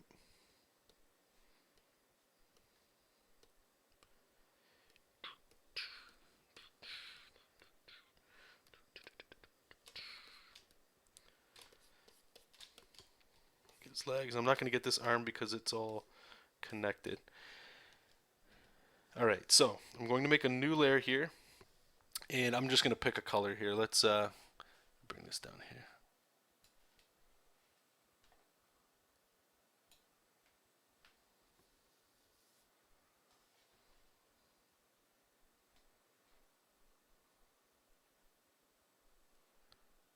So there, Michael. Mr. Panda, what are you talking about, man?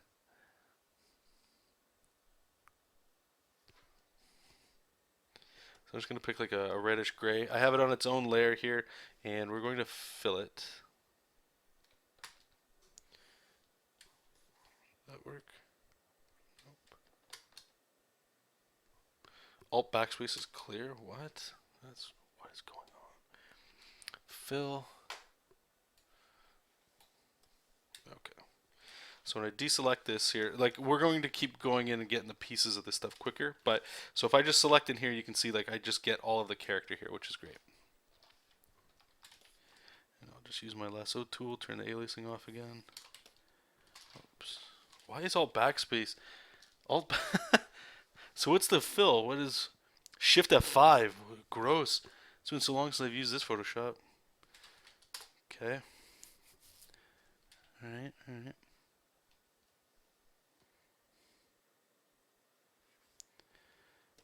Go here. Yeah, I think we want all that for the hair.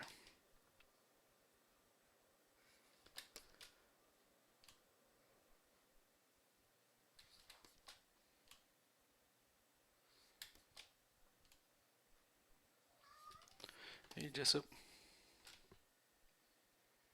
You all done your nap, bud? Hmm?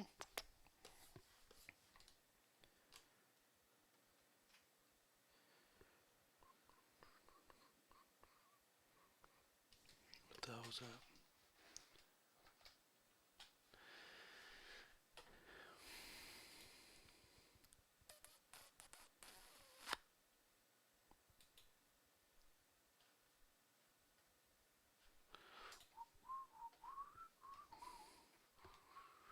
Yeah, I've got to check into flatting more in Manga Studio. Everybody says it's easier. I haven't found it to be easier. I don't know if I'm just doing something wrong or how I do flats are just like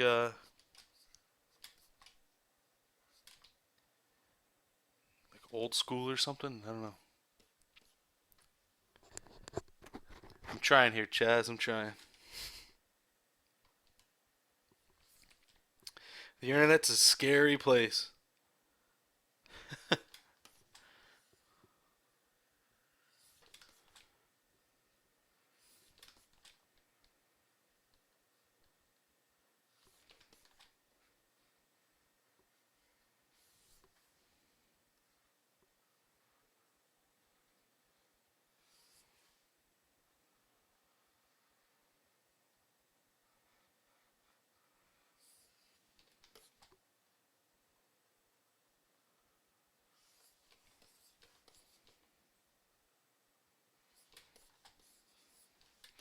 All right. So what is this Shift F5 crap all the time? All right. So we got this guy. So he's done, right? But we get to this really cool thing where you can create a clipping mask. I enjoyed the clipping mask. It's fun. So I'm gonna turn this guy off. Now what we're gonna do is just sort of the same, but a little different. Hey, pal.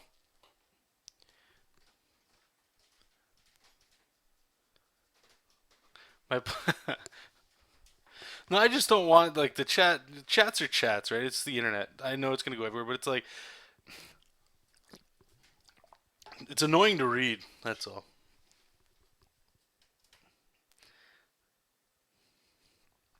Like I just don't want to read it. You know what I mean? Like it's stupid. So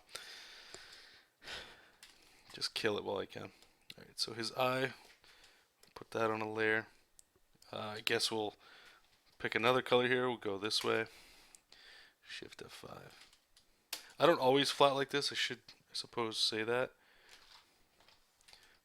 But this is a way to flat. Let's put it that way. I don't necessarily know if it's the right way. Probably not the right way, but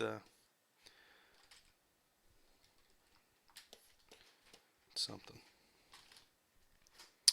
Okay.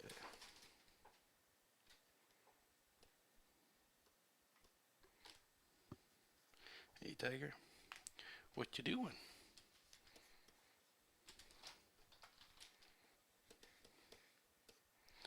What's that? You gotta move, bud. Actually, you know what? I think I might just take you guys' word here. Okay. Just because Photoshop is being a little weird with me right here. I don't know if it's because I'm streaming or what, but this is giving me a little bit of a... Here, I'm just gonna flat how I would at work. Let's just do that. Sorry for wasting you guys' time. Okay, here, Jesop. You wanna go over here, bud? You wanna go lay down up there? Watch me draw? Alright, thanks, buddy. Alright, so let's go back here. We'll do this. This is how I'll normally do this stuff. Let's keep backing this up. And let me just save this. Save as color. So it's pretty much the same thing where I'll block out characters and then from there start chunking in little things there.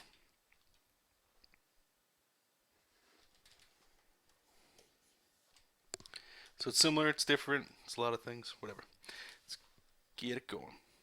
But I do turn the aliasing off so I still get like this gross pixel. That I do find helps big time with making selections.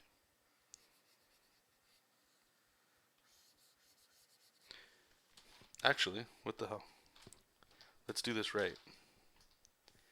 Let's grab our fill brush, our fill bucket. See, I have these here flats fill. I don't know what the hell. Well, that didn't work.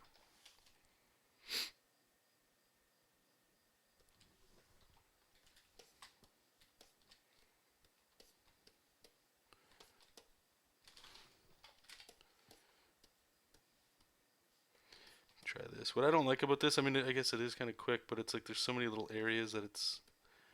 I guess you got to go over it anyway, so who cares? Flats. Always trying to find shortcuts on flats, eh?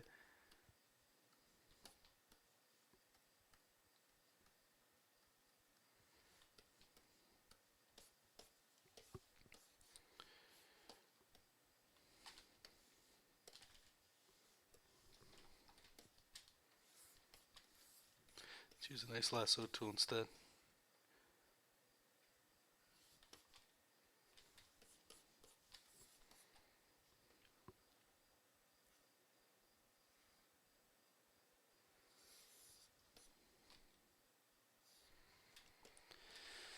Uh, Streamer. Yeah.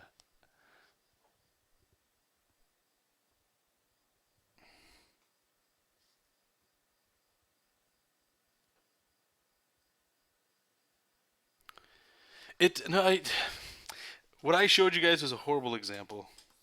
I apologize for that. Like, what I've used B-Pelt for has helped me big time, just because it sort of like helps set things up.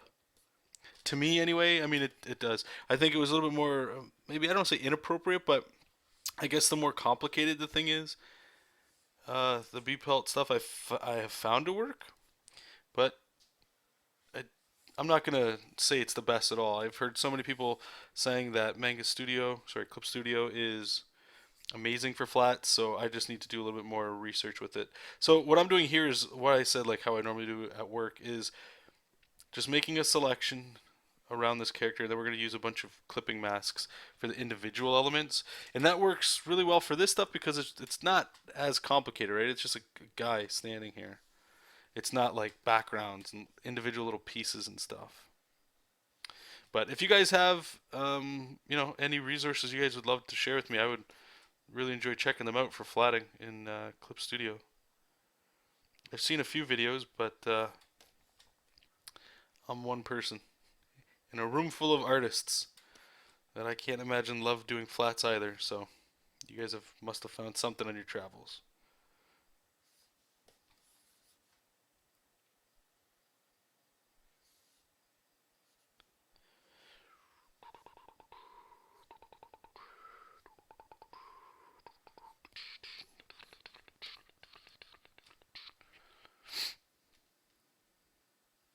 Did say, yeah. And Jake, Jacob is saying it is exactly right. The best way to do flats is to hire somebody, and he pays, if I'm reading that right, $10 for his flatter. Can't argue that.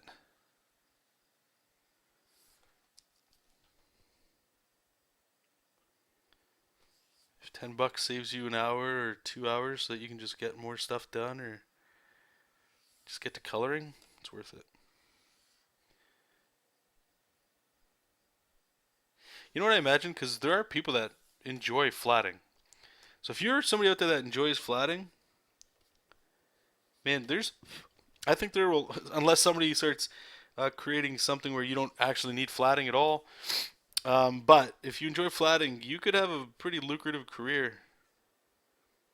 Because it takes some serious balls to just want to flat. Like I can't, not that I can't do it, but it's just crazy town, man. Like it makes me, I was about to say, it makes me feel sick. That's not at all what I meant to say. Okay, so we got that. I'll just fill in a color for the background here. Let's go like a dark gray, just so we can start seeing some of these colors pop a little bit more. And I'll make another one. This one, again, the colors here, they don't matter. I'm just sticking with reds. Just keep it in here. Let's see if this works. No, cool. We gotta go to color. That's why. My God. Are you serious? Why won't that connect? Is there a line missing?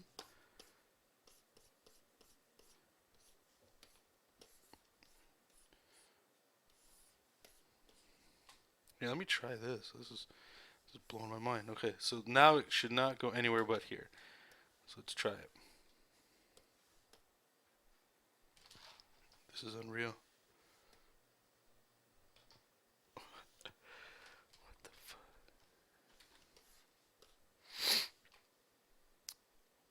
All layers? Weird.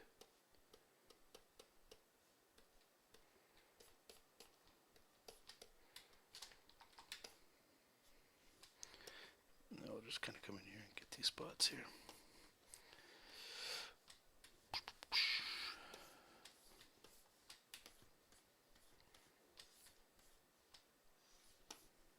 Okay, just give me 1 second, you guys. Here, I'm just gonna grab another coffee here and keep this going. So thank you guys. Be right back.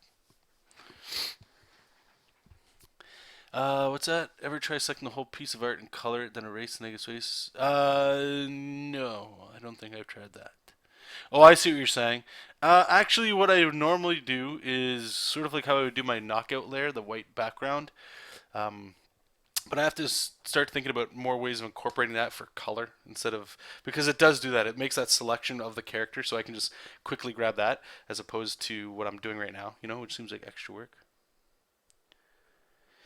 No, you did, James, but this is just like a sketch thing, right? Like it's not anything dramatic. But anyway, I'll be right back, guys. Thanks. And so let me bring this up here. Just gonna grab another coffee. It's not gonna take 15 minutes, even though it says it. Where is it? It says 15. Won't be 15 minutes. I don't think. I'll be right back, guys. Okay, thanks.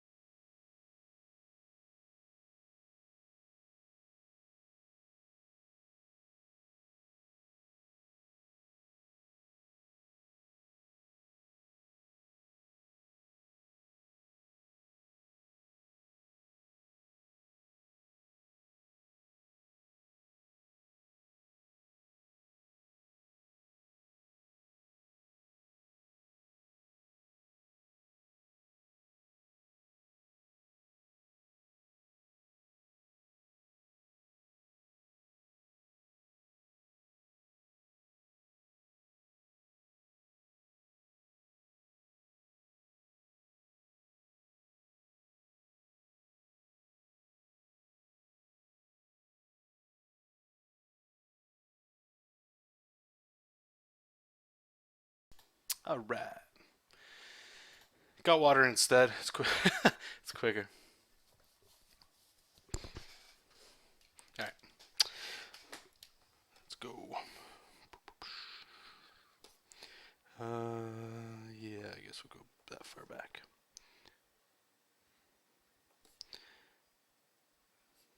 So there's this weirdness going on.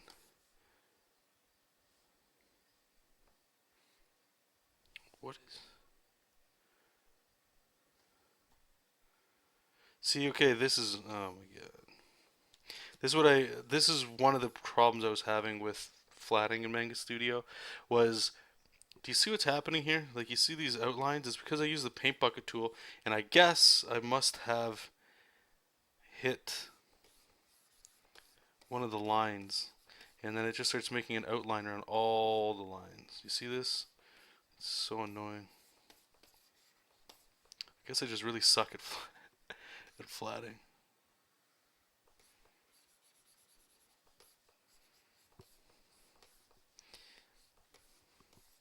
Really can't wait to start coloring this. It's gonna be fun. I found this back in the day. Here we go. It's history time. Back in the day, there was a forum that I talked about. I talked about quite a few times over the length of this channel, and what that forum was. I don't even know if it's still there. You guys can check it out. I hope it doesn't take you anywhere where it shouldn't. But the forum was called Eat Poo. And some of the most amazing artists, I don't know how I stumbled upon that. It was like early internet. And some of the artists there were just like, they still stick with me today. Like just the quality. One of the artists that I still follow to this day that I found from there anyway. I don't even know if that's where he first got his start was Corey Lewis. If you guys have ever heard of like an awesome comic called Shark Knife, I recommend you check it out. A lot of his art it's just amazing, but came from that site. Now there was a lot of I don't want to say Korean, but like Capcom style artists as well that were from like Korea and Asia and all that stuff.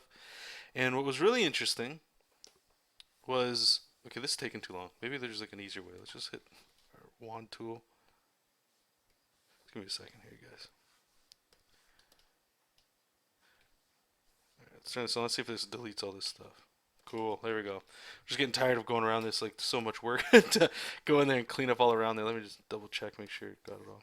Anyway, so they were on there, and this was a time where a lot of people were coloring. Like Photoshop is Photoshop. Everybody's using Photoshop. That hasn't changed. But a bunch of people were using Corel Paint. I believe it was called. I believe it is called. I think it's still around. I think some people still use it. And it was like an oil brush or something that you could have in there to get like blending, and I never understood it. Like it never clicked with me. It was too advanced for me at the time, but I tried so much. And again, I'm a huge Capcom fan, and a lot of their art I saw it in there too, and I'm just like, man, like it's so cool. I wish I could draw like that.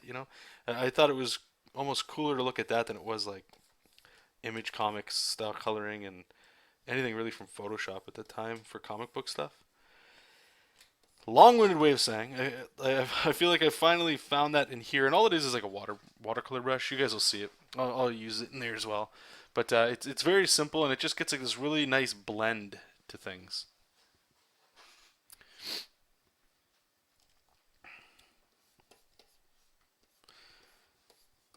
Okay, so we got that there. Let's get back to this. That almost feels like a absolutely pointless. That was a pointless story to tell you guys. Sorry about that.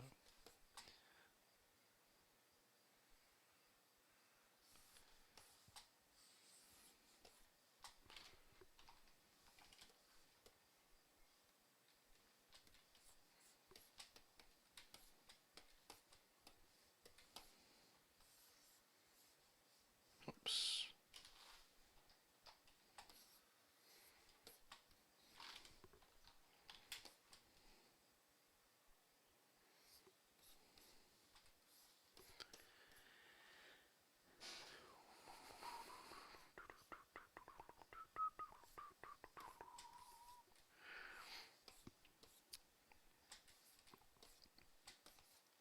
No, I think what you guys are talking about Vincent, who was in here before. He is. What would he be to me? I always get these mixed up. So he is my brother's girlfriend's sister's son. So I guess I don't know if what that doesn't really make me anything. I'm family, I'm related to. Would that make him an uncle? I don't think I'm an uncle. I don't know. But anyway, Antonio, if you are the same person that I think you are, which was as well as Mr. Panda, the reason I keep banning you is because you keep saying some pretty rude things, and it's not kind. So I'm not bringing anybody back that I've ever banned. So if that is your account, you were just saying you had a whole bunch of accounts. Please try to make it cool for everybody here. Nobody's special here, okay? Let's just try to keep it cool.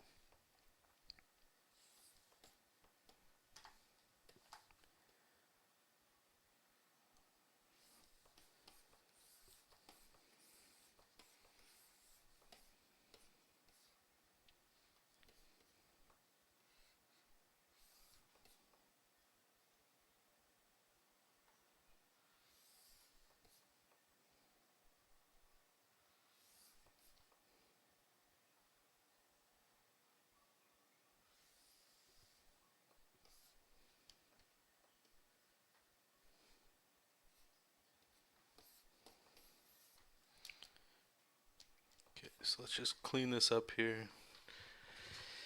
Oh my gosh, this is so fun.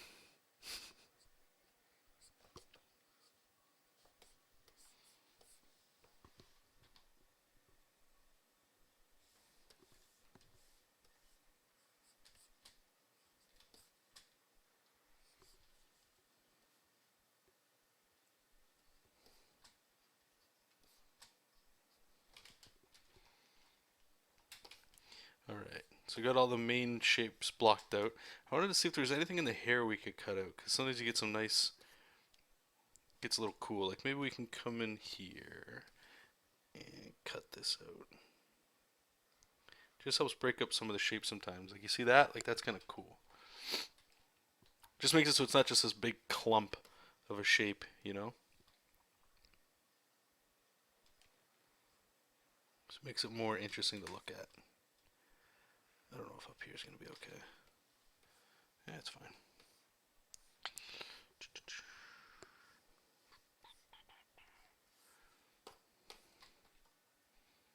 Okay, so we've got all this stuff here. Now what we do is you can make a new layer, and right here it's like a little, what's it called, lighthouse. You can click that, and that's sort of like the clipping mask. It should, no wait, the wrong one. This one, it says clip a layer below. It looks like, I don't know, like a can with the top missing or something. You click that and you'll see it'll actually get like a little line there. You see that? That means it's merged or it's clipped to the layer below it. If you don't know what clipping is, that's cool. You don't really need to worry about it. Essentially what it means is if I was to draw with, let's say, bright red, and I was in here drawing, I can scribble way out here and it'll never go outside those lines. That's essentially the whole reason why flats exist. For that reason alone. It's just having it so that you can quickly select a layer.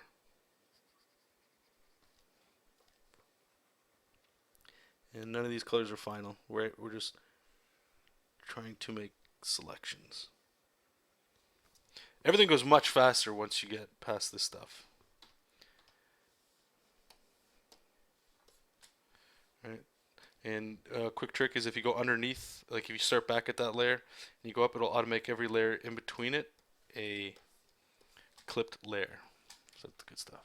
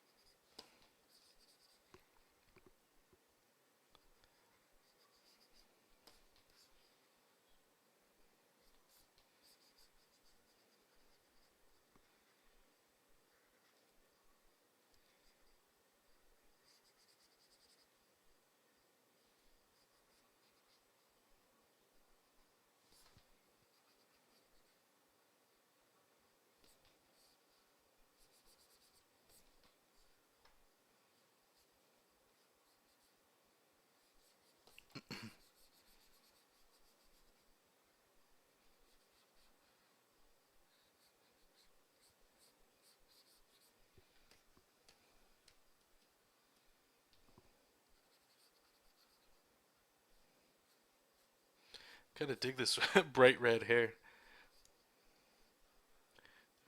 Very, it's very striking. All right, I don't know if this will work. Let's try it. Yeah, I didn't think so.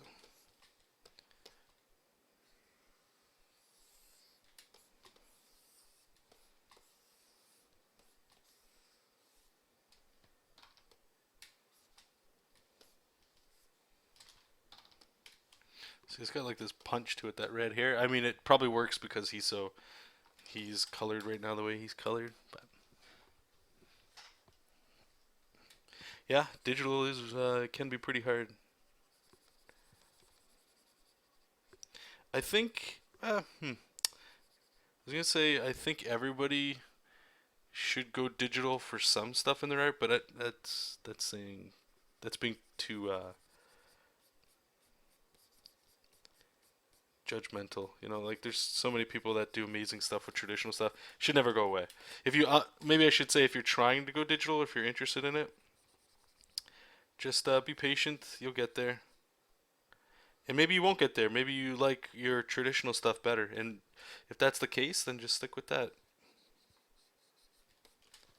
Whatever's going to give you the best art that you can make, just stick with that. It's good to experiment for sure. You don't want to feel like you're missing out on something, right? Like maybe digital does give your art something, and you don't want to not have that.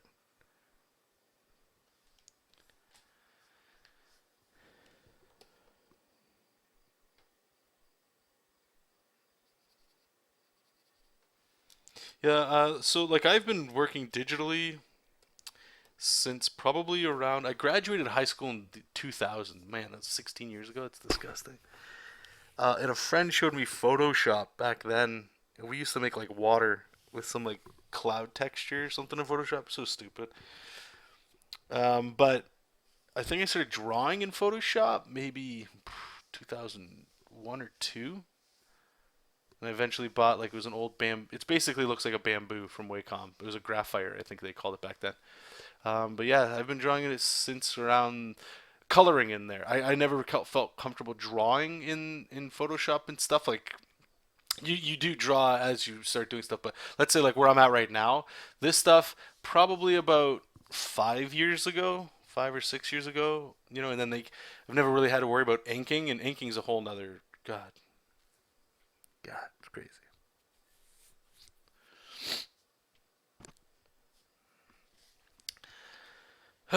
Give me a second, you guys.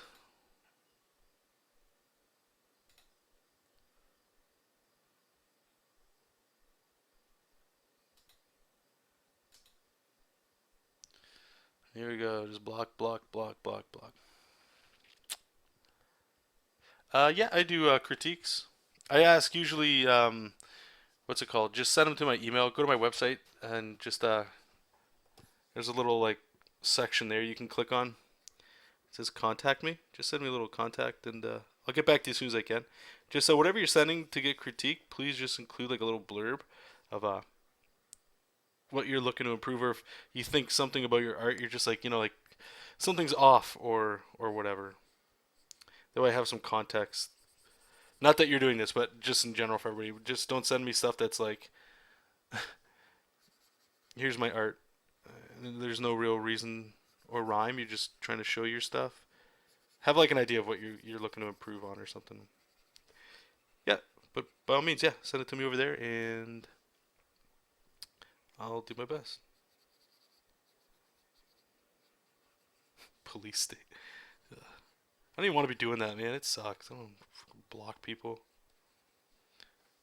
I'm just the best part. This is what I get a kick out of. I'm just drawing and I'm streaming just to it's fun for me, and I get to share it with you guys. You guys some of you guys get something out of this, and some of you other ones like not everybody, just like obviously somebody here like to just use it as like your 5 minutes of fame, or you try to be funny and stuff. It just ruins it. Like I'm doing this no matter what, right? I just want to have some fun and share it with you guys, and then sometimes it gets kind of shit on by people trying to be fun. Anyway, let's not drag the whole stream down. Yeah, no problem, buddy.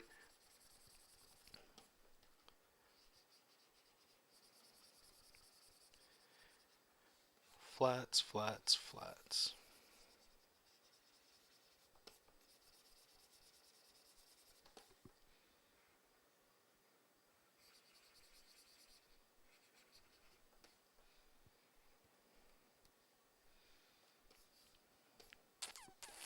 Now, I don't know if I want his whole... yeah, I guess we'll do this too. As I say, I think I want his forearms to be a different color.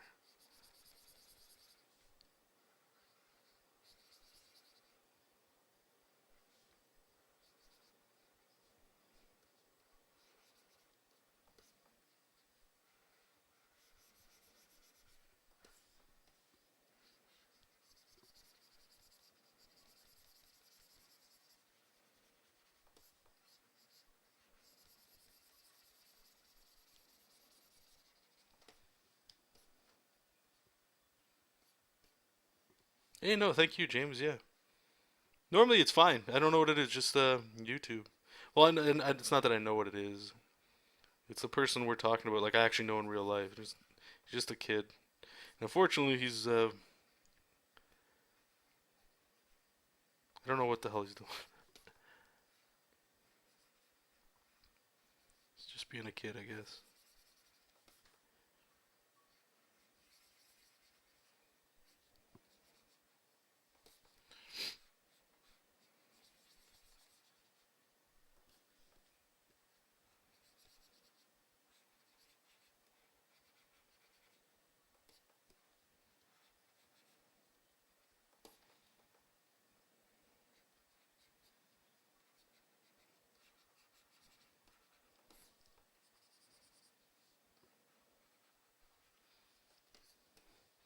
You can already see how much fun this will be just doing this in gray as opposed to coloring it. Imagine doing panels and panels of like just this.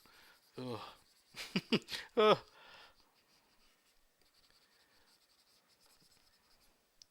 Alright, so let's zoom out here so you guys can kind of see what's going on. Okay, these aren't the colors. Obviously not the colors, but so I can show you here. So so I've got all these layers, and I can just click inside here, right? And you see how it's selecting? Like there's all the hair, this is all the spikes. I can just select these things and make quick color changes on the fly. Or if I want to do like highlights and shadows, I can just kind of click that layer, and it'll always go inside that. You'll see. I'm sure you guys are familiar with this workflow and stuff, but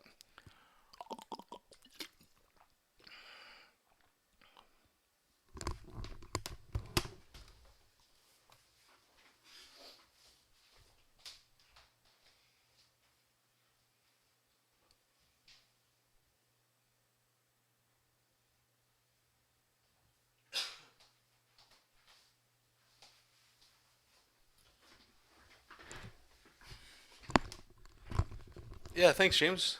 Thanks for plugging that there. You guys can check out Patreon if you like.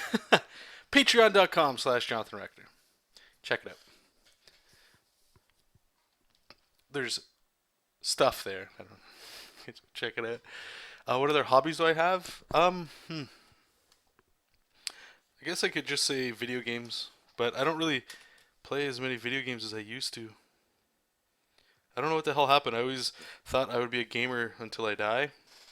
I think there's a lot of things about games that are fun that I don't ever want to give up on or anything like that. But yeah, I don't know. I think it's just time, really. Whoops. Yeah, but like I do play like some like 3DS and DS, old Game Boy Advance games, like portable stuff. So I do play games, but not to the level that I used to play them at. So this one's gonna get a little tricky here. What I'm gonna try to do is just do like some raw kind of flats here where nothing's touching really here, so I can just select it with a wand tool. Because I don't know what the hell this is. This belt is gonna be colored. There's too much going on here. But yeah, other than that, I mean, if I'm not drawing, I guess just, and this is stupid, just surfing the internet. Ugh. But I'm one of those guys. I don't know what that means, but I am using a Cintiq 12WX. Yeah, he does look radioactive. All these really bright colors. Select color gamut has become my new best friend with flats. Do you use that? No, I don't. Let's check that out. Select color gamut. What is this?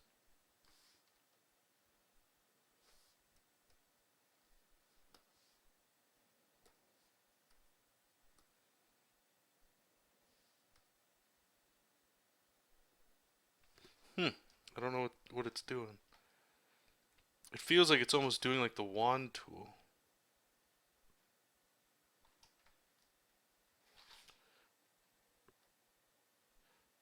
Or maybe it's not. I don't know. What does it do?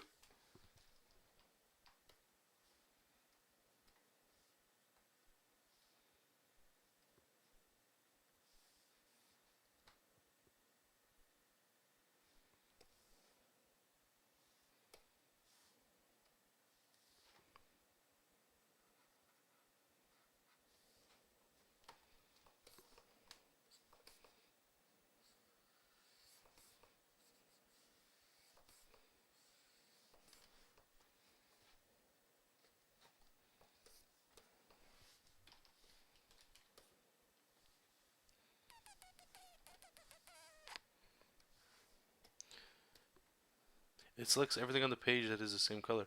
Really? Well, maybe we will fart around and use it in a second here.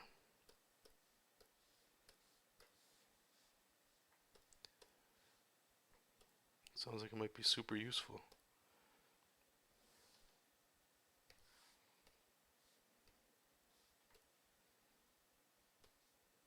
See, this is what's pissing me off. I don't know why the hell. Color merger. Maybe I have that too high. What is one? Is one gonna fix this? It's like it was just cutting off pieces here. Like this crap. Ugh. What if I turn this to monochrome? Is that gonna like fix any of this?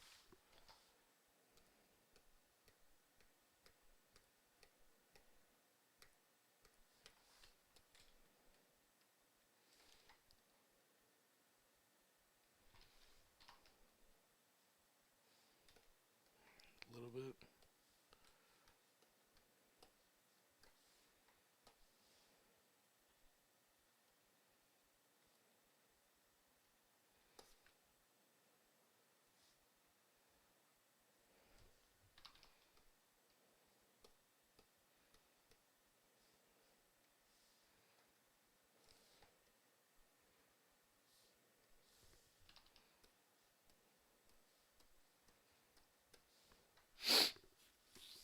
It's good if you have to fly. Okay. Yeah, I'll check. I'll try that out. Thank you.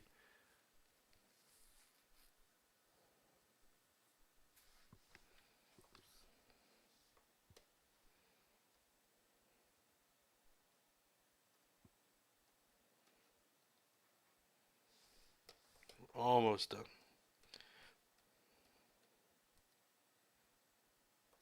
It's like stuff like this, like these belts and all that. Like they're always gonna be a little more detail.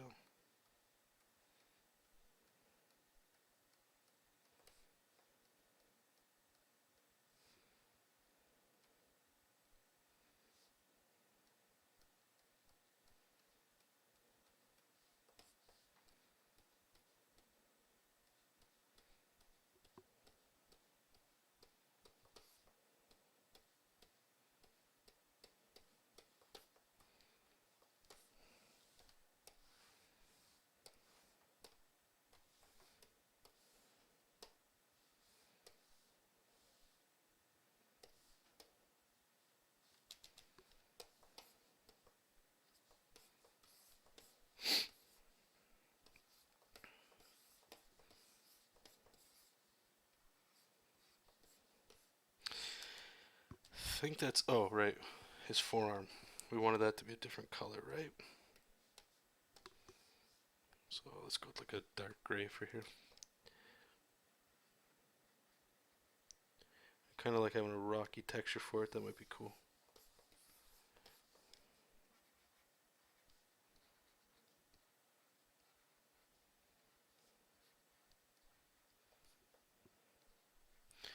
This makes me kind of want to bring it up into these other areas too. Let's see how this looks.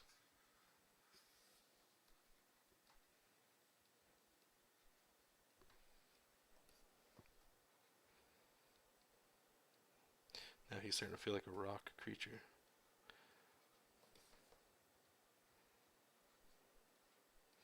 It's alright. Might give him like that little extra edge. Make him feel a little better.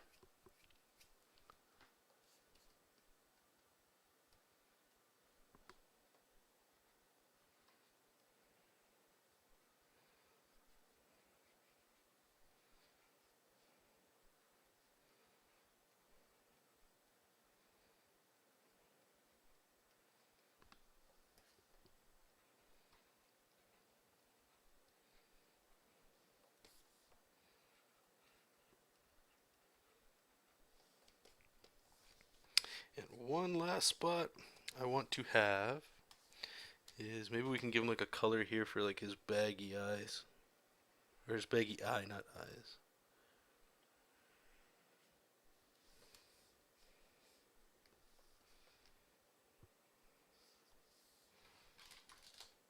Okay, so what we have now,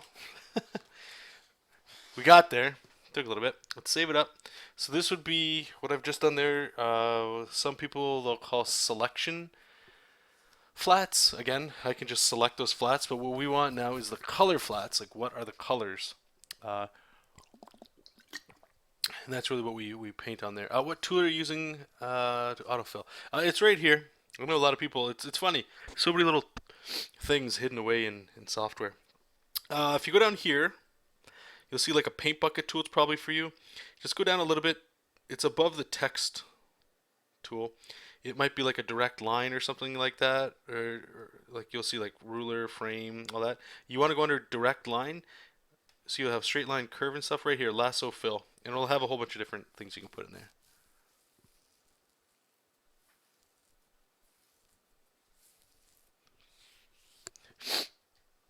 Oh my goodness!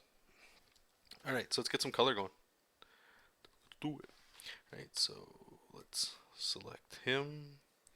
Gonna make a new layer. And I'm just gonna fill for now, just so I can see it. Let's turn off the background. Let's turn off the smoke. So what I like to do is head over to a website. I'll show you guys too. Oh man, do I have it on this computer? I have it at work. I don't know if I have it here. No, not that. Dribble. No. Oh wait, this might be it. Yes, okay. This doesn't work all the time, but I'm just going to share it with you guys too. Because what the hell? You might get something out of it too. So this site here is called Color Lovers, I guess. It's spelled the Canadian way, C-O-L-O-U-R. And what I like about it is it's just color palettes, right? I'm not going too crazy with this character, so you can search right here for like all-time favorite color, right? And one thing I do like about it is you don't have to follow this at all, right?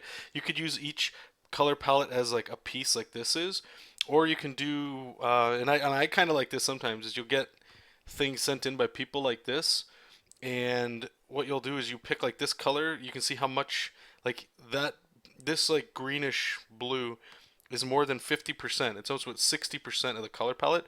So in our case, this would be like his skin color. And then what else is the biggest part on it? Maybe his pants or his hair. Maybe we go this color with it. And then these three colors could be accent colors. And no matter what color palette you pick, you can go into like the lighter color of it, like more white or more grayish dark. And usually that'll like broaden your color palette a little bit more if you feel like you need to go a little bit more than that. You usually start with this shadow layer. Oh, really? Okay. Yeah, no, sometimes I do that. Usually I'll end up turning off all the color anyway and then just putting a shadow layer on. You guys will see me get into that. I just like worrying about like this stuff right now while I can. So what I might do is search for like a word or something. Sometimes things come up. I don't know if it's on this side or another one, but like you can pick a color if like I wanted a specific color. But let's put what do I want? Let's go. What's his name? Malice. So let's just put death. See what happens. See what some death color palettes look like, right? Like some of these start getting pretty cool. Like this is it might not be striking enough, but right here is kind of like what we were talking about, right? Like this looks like villain colors, and things aren't really that saturated too, and I dig that. Right, this is kind of going on along with what we had. This one's really slick. I feel like it might be too dark though. It actually might be really cool. How the sun died, that's kind of cool.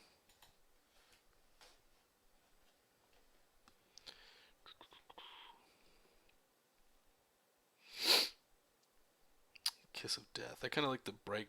Again with that dark. I know a lot of them are going to use dark. There's nothing really wrong with it. Um, Kiss of Death. You know what? Let's try this here for a second. Whoops. So make sure it works here. Okay. So I'll usually go through a couple of these and just open up a few windows here. Like this one's not bad. I like that too. That's pretty. I like that purplish into the blue. That always looks nice. Death by Curiosity. That's a fun one. Fun one too. Actually, you know what? The Sweet Deadly Sins. I kind of like that the pinks and stuff.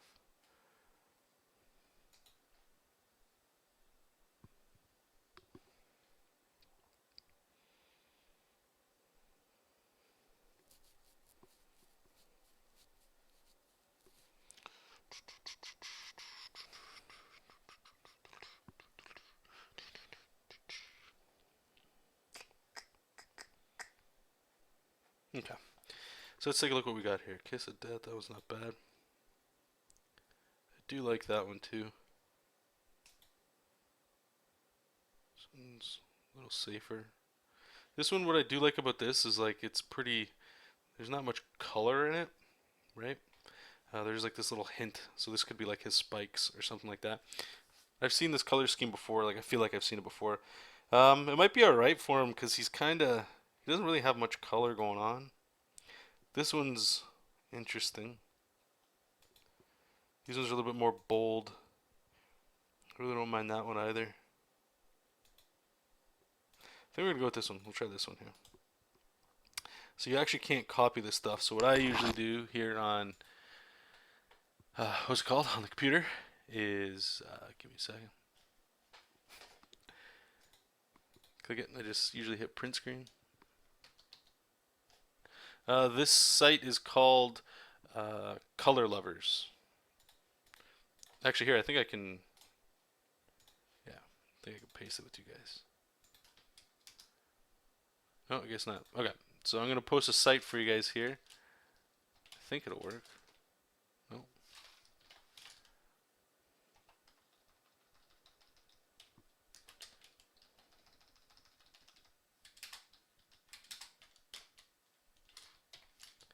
Is that gonna work? No. Okay. Well, anyway, just go to colorlovers.com. COLOUR lovers.com.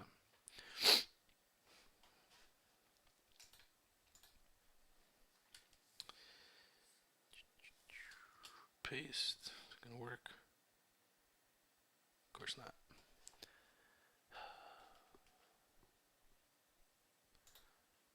Sometimes Manga Studio.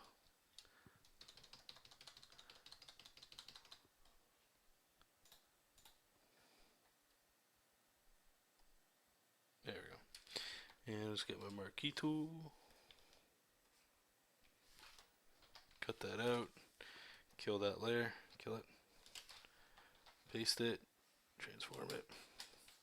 And just put it up here. So I can kind of quickly look at that and go, yeah, you know, like, I do feel that's pretty slick. Let's take a look at how dark this is. See, like that's really dark. Like he's real purple and dark there. But I do like it. So I'm just going to bring it up a bit. Take a look at, like it's not bad. It's, you know, it's still pretty low on the spectrum. I can still get some shadows in there. I can really get highlights. If I saturate it, he kind of goes this way with it. I don't want to go too saturated. It's one thing lately I've tried to do is stop saturating all my colors as much. It looks fun, but I find you get a lot more range when you start playing around, like in these areas here. Okay, so go there with that. Now let's find, we got our hair. Okay, our hair, I think we'll try this nice red. just like we had before.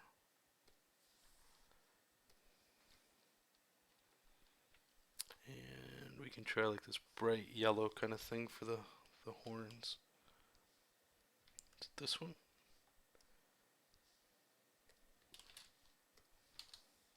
Whoops.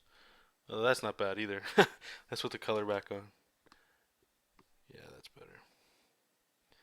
And then we'll get that selection. I think it's this one.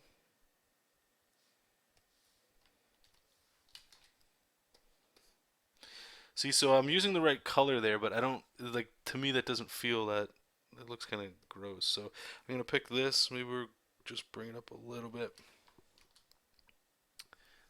Nope. Back down to the gray.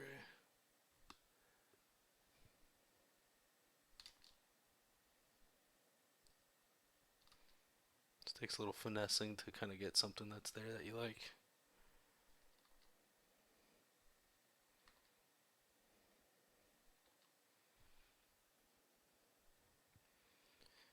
Maybe we can make it a little more blue. Yeah, it's not bad.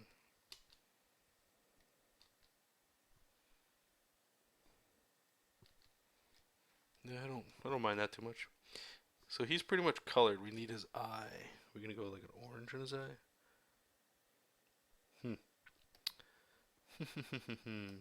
Let's try the orange. Let's see what it looks like. I'm sure I'm not gonna like it. Oops, no, it's not that. Was it this one?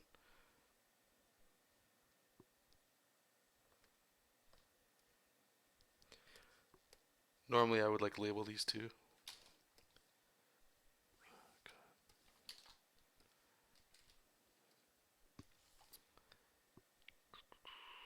Maybe we could bring more orange.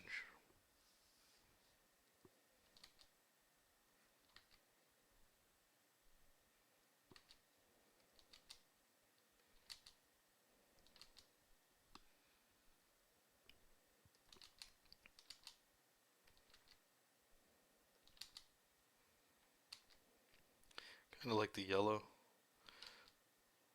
So I'll kind of go back into the orange a bit. That way I can get the highlights to go yellow. I kind of like that. Yeah, color's a tricky beast, man. It can literally go anywhere. It can change so much about a piece too. Try something. This is like the nitpicky stuff, right? That's what I wanted. Maybe we can go a little dark color. You know what? No, that doesn't. I don't like that at all. You can't see it. It's lost. Everything is lost. Can't use that because we already used that. So let's go on a color wheel. See if we can get a. What I'm coloring here, you guys. I don't even know if you can see it. Is like his little like braids. Yeah, the blue kind of pops a little bit. Do you favor coloring the lines? It creates more depth. But no, I do. I actually really do enjoy coloring the lines. I might try it here, but I'm not sure if I can since it's all flat.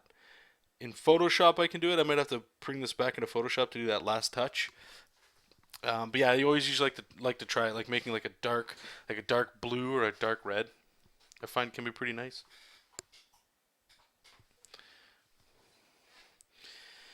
What was the last thing we need to do here? Was his eye.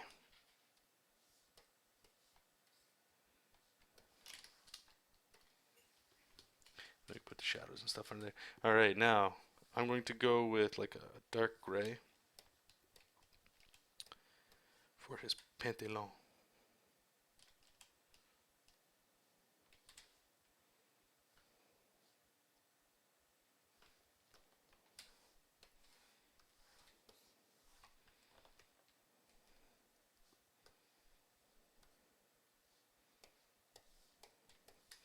Let's see how that looks. Maybe we can go a little lighter.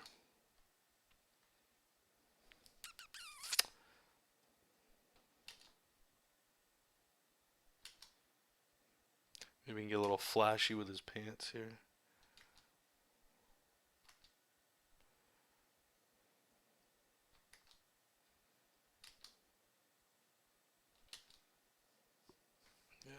We'll see. Force 45? I'm not sure. Not sure. Now, the belt. Oh god, the belt. Let's take a look on the internet and see what wrestling belts look like.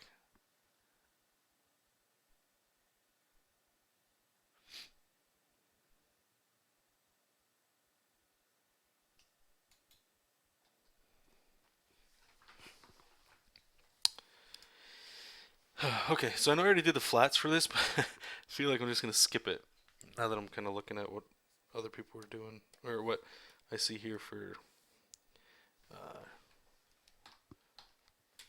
colors. Sorry, I'm rambling. All layers, let's see if this works. Oh, we need to go even darker. Whew. It's funny how that works. None of this stuff, I'll be honest with you guys, this is still development stuff. Normally it doesn't take this long to do things, but sometimes it does. And what I do with this is I just keep drawing stuff like this while I'm making notes in my sketchbook about the project. And you come back to it, and nothing's final until you start putting it to the final comic page, right? Or whatever you're doing. If it's a video game, once it's a final art asset put in the game, all that stuff. Nothing's final until it's pretty much, ready to go. So knowing that helps take a little bit of the stress off, I find.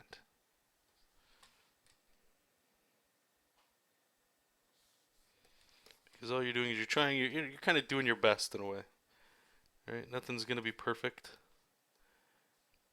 and I might see a really sick color combination from something down the road that I have no idea that it even exists yet, and I might want to swipe that. You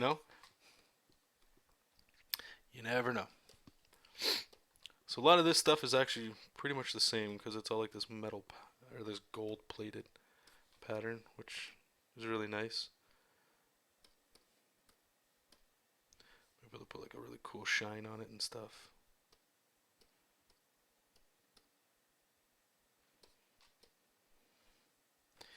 And maybe we can go a little bit more white or yellow for some of this other stuff.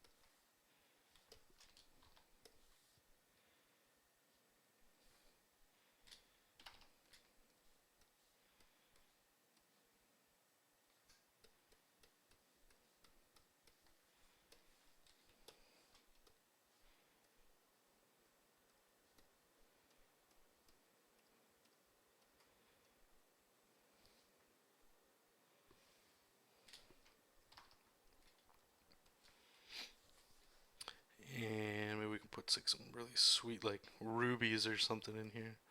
Get some shiny gems, That'd be cool.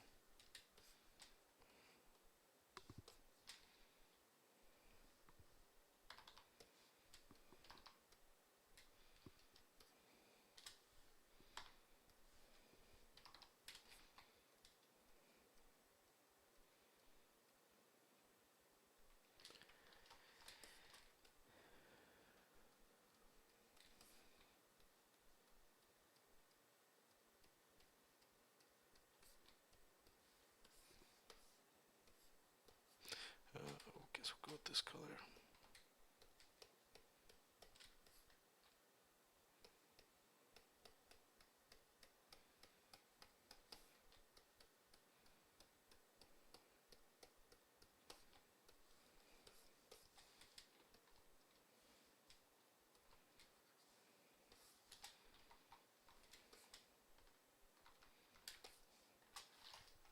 It kind of blends a little bit now that he's got all the colors are kind of together there. No, sorry, I don't know. Is it muted? Can you guys hear me? I was kind of just in the zone for a second there.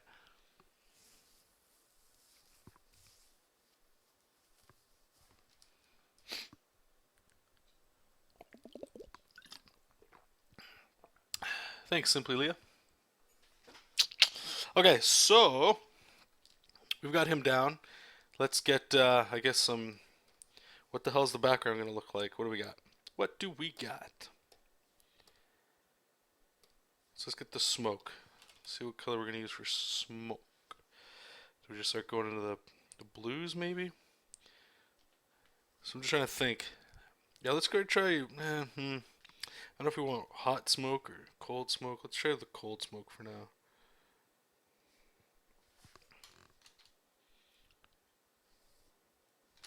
There'll be a lot of gray in here.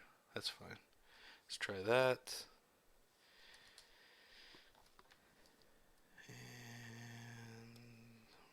another layer there. Color. Fill that.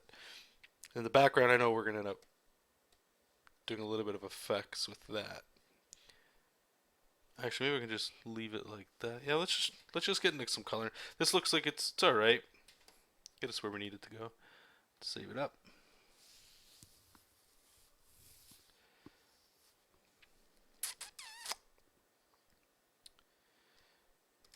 Okay. Select all that. Move it into a folder. Let's turn that folder down. Shut it off.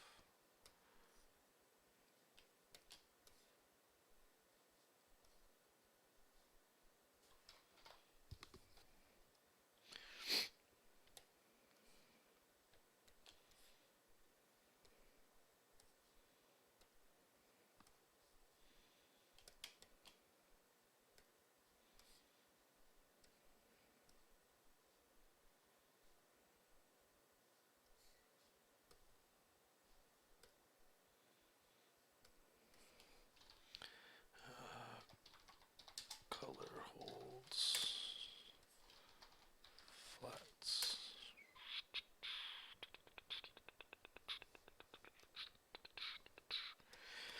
Alright, so I'm just going to make a generic layer here. I'm going to pick a color. I don't know. What the hell? We'll just go with like a nice gross yellow. And let's start doing some shading. So, I think I'm going to use the same brush. Yeah. So there's really two brushes I use here, and I'll just share it with you guys. So all I'm doing is, what's it called? Just doing cell shading, really, right? Like a lot of this kind of stuff for the shading look. But the tool I was telling you about, guys, about that I found that works for me is right here. It's under watercolor. I believe it's. I don't know if it's. I don't think it's that one. Smooth watercolor, I believe it is. And as long as you pick the same color, it's sort of like an airbrush, right? So if I start like pulling out, do you see how it softens some of this stuff up? And you can kind of paint back in a little bit like that, and it gets like a really weird color in there, but it's a really nice transition. And then what we'll end up doing is just hitting multiply, and it just blends all the colors together with whatever tool we end up using here, or color we end up using. Okay, so let's do it. So what were we saying? Maybe we'll have the light come from the left. Let's just do some left lighting. Let's do that.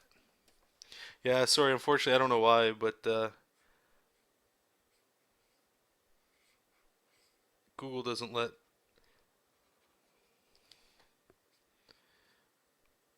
links in the chat.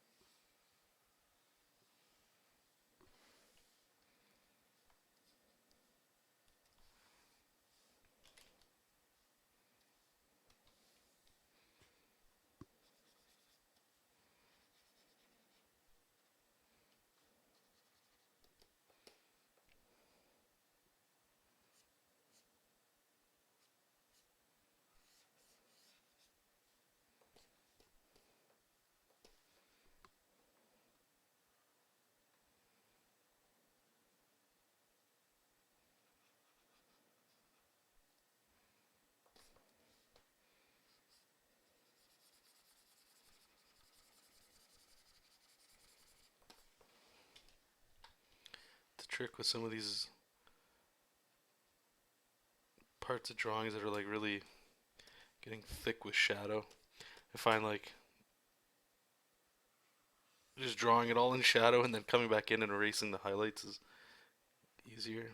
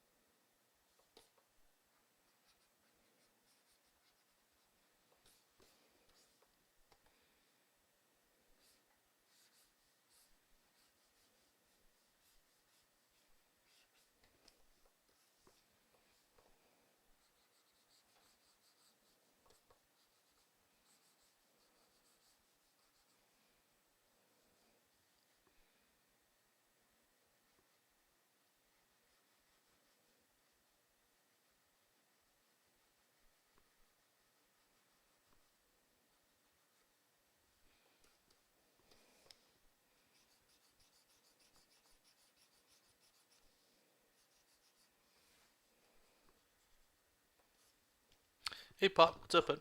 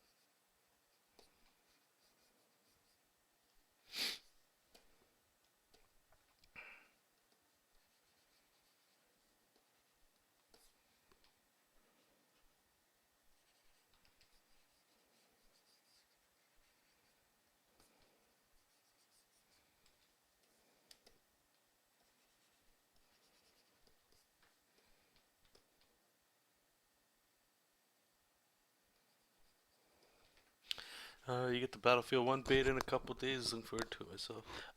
No, I actually let my PlayStation subscription run out.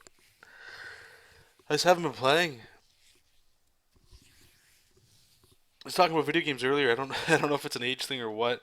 I thought I'd be playing games till I die. I think I will. I don't think that'll go away because I love video games, you know. But after I'm done like drawing and stuff, like just get tired of screens. Everything's screens. So usually I'll just read, as lame as that is.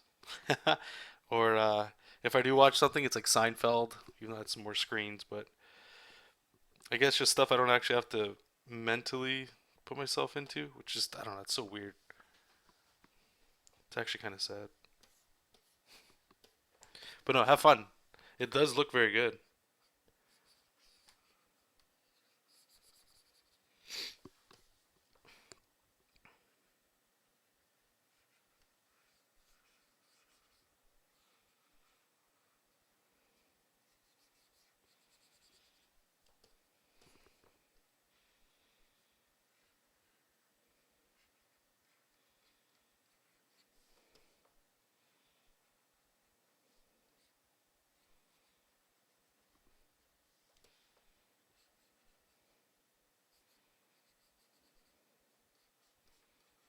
I actually just started up. I don't know if anybody in here likes role playing games.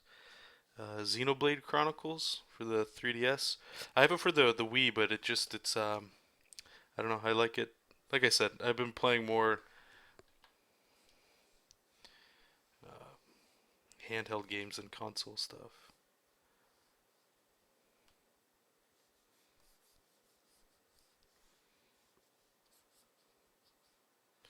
I don't know how this is gonna look.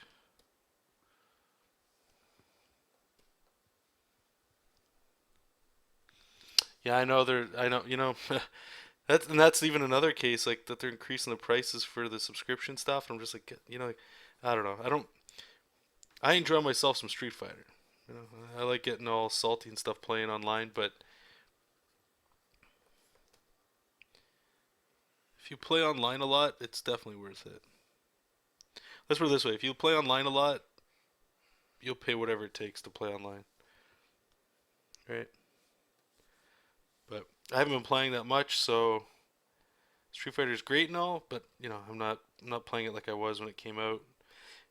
I'm not playing Star Wars like I did when it came out, all that stuff. Just mostly stick to RPGs and like single player stuff.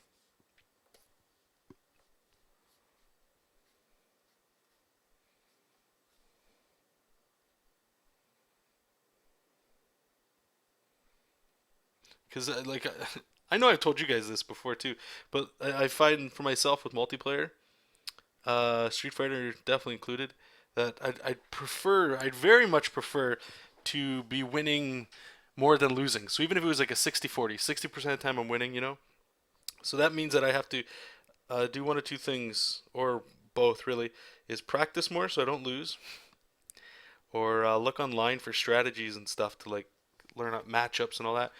And all that's great, but it takes up time where I could be, and I probably should be doing other things, right? That's the adult crap. It sucks. Hobby. John, I think the issue with games is that games are literally squeals and crap. I just stick to World of Warcraft and League of Legends. Yeah, there you go. Yeah, I like role playing games mostly.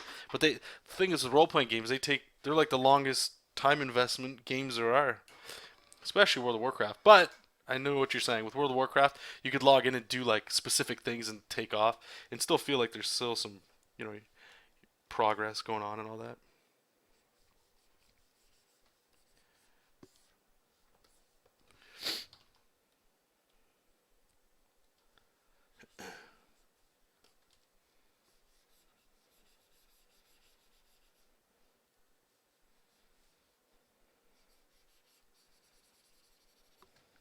All right, so there you got the shadows on him pretty much.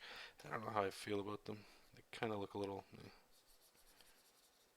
Just zoom out here and take a look.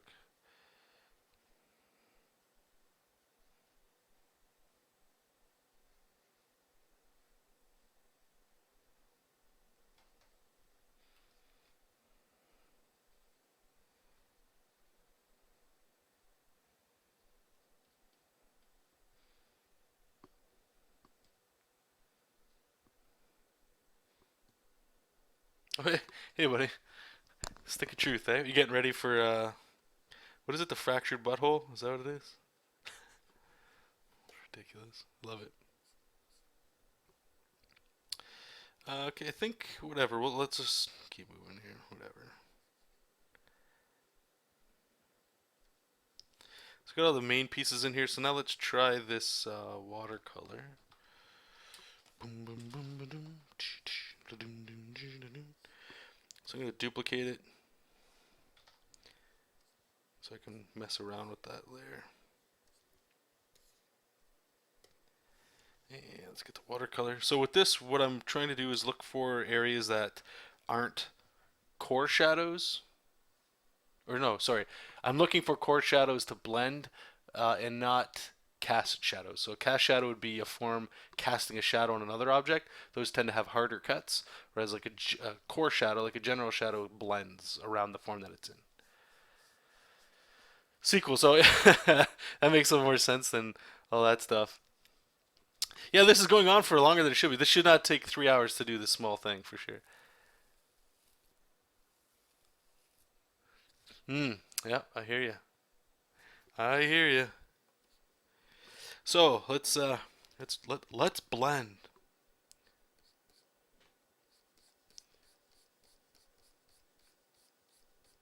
I find this here just gives it like a little, I don't know, makes it feel like there's,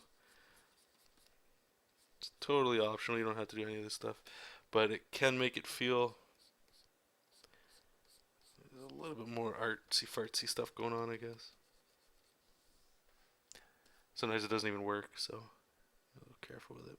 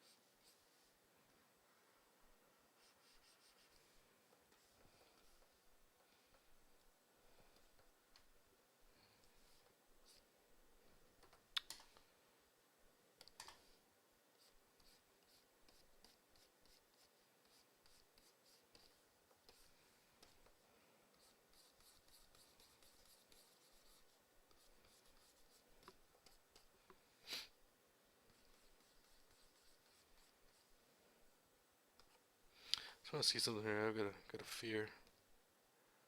Okay, it's not. Maybe I'll just look at it. It's like right away, and you take away the black background. It's like, ooh, looks cool. It's got like an illustration thing going on. Wow, that nice.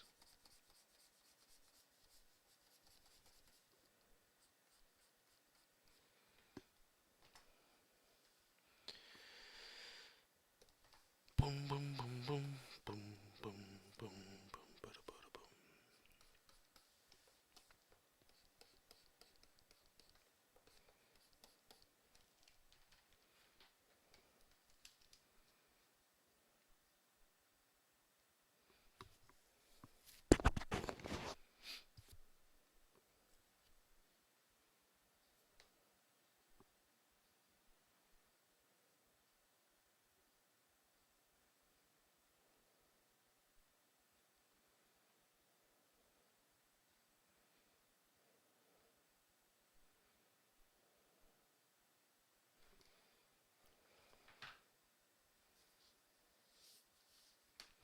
What do you have that tool set at? I'm not sure. This one's called Smooth Watercolor. I don't. There's a lot of 70s, 100s, and 80s. I think it's just a default. I'm just changing the size of it.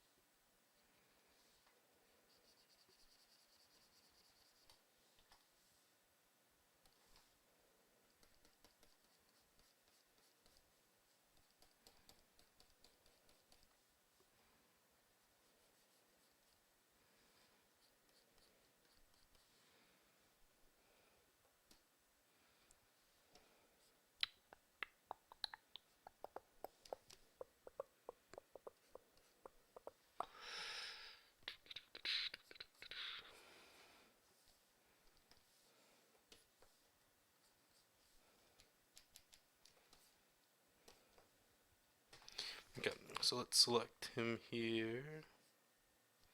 Where's it? The flats. So get that. We're going to invert it and clear. So now it's just him. And we'll make another layer. And with this one, I'm going to do the same thing with the clouds in the foreground. But I think I'll just use a airbrush for this.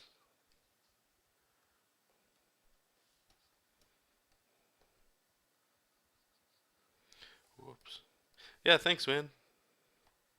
Like I said, it's getting closer to when I was younger. What I liked looking at.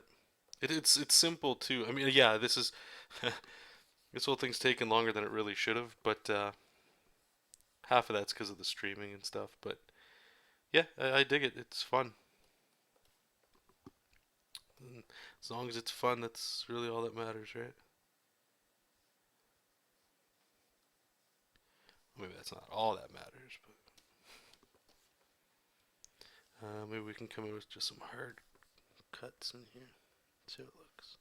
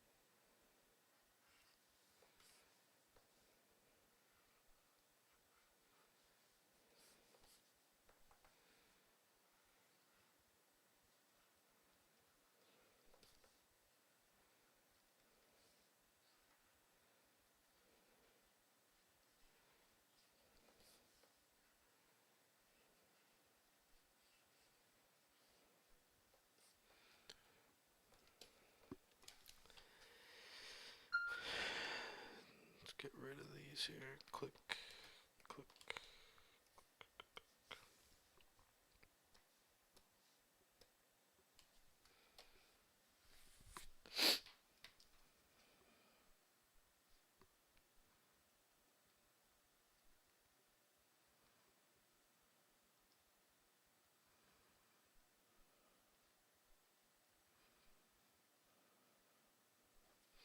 Alright, so it's pretty much, it's not pretty much done. It's closer to being done. So we got all our light and shadow kind of in there. So the only real thing here is I'm going to duplicate these shadows. You can tell there's like a lot of duplicating going on. I just like to always have a way to go back to something in case you move too forward on something and you can't really get back to it. So we got our flats. That's all the colors that are supposed to be there. Now, what I'll do here is I usually like, I don't know, like a purplish blue always looks good. So if you go around like to this shade, I'm just gonna fill it in with that color and you just hit it on multiply. Usually, like you see right away how, I don't know, purple always seems to like look good. So maybe I'll just keep it with that. I don't know. And then, we're gonna do like a quick highlight pass, I think. But it's pretty. See you later, James. Thanks, man. There's usually this shade or red sometimes looks good as well. Really, it's the idea of it is supposed to be like use whatever the color is, right? Like, so in this case, he's probably walking around in getting ready to go out to the ring. So using what is it? The highlights would be whatever the light is, but the ambient light around the room. So what lights are going to be shining on this guy? Do we just go with like blue maybe? I don't know. That's the beauty about always working on your shadows and your highlights on separate layers because you can always just change it, right? Like what it is. So I'll just leave it like this for now.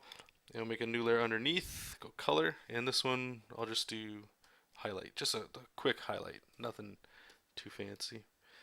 And we'll do the same. Mm-hmm. Maybe we'll just use like an airbrush, maybe.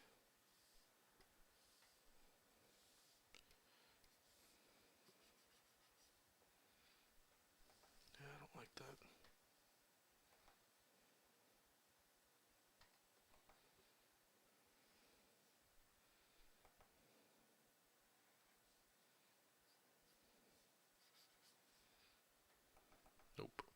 Nope, nope, nope.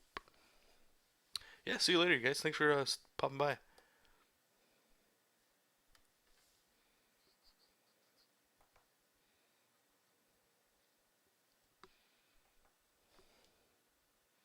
Hey, Marcos.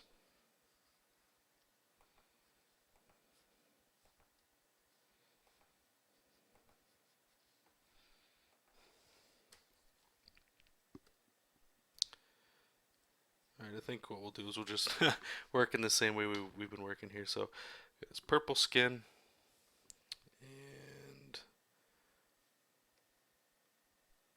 let's just try it. Is it screen that we want? Or is it overlay?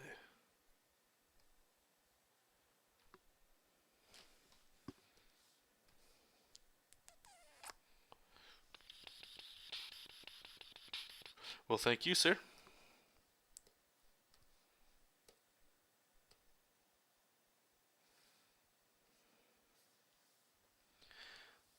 Alright, we're gonna try hard light here. We'll just try it out. We're doing a little experimenting on the fly. So I'm going to still blur the lines here for this stuff, but usually hard lights like this, they don't look very good.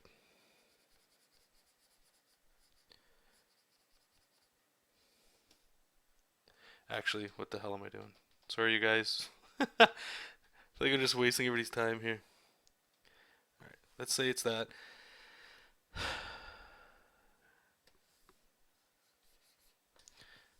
So let me find something here. Yeah, we'll go with that. And we will just use our marquee tool. Do the good old comic book color.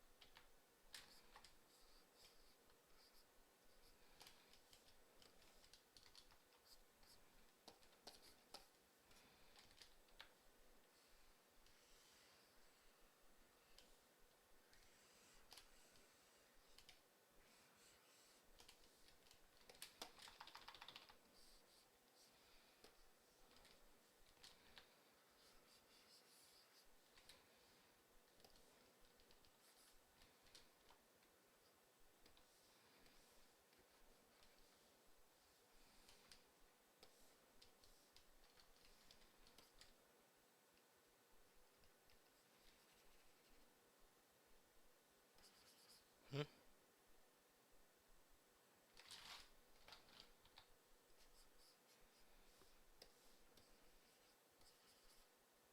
What the hell? Why can't I do it?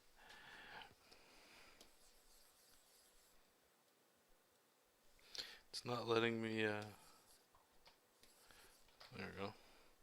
That was weird.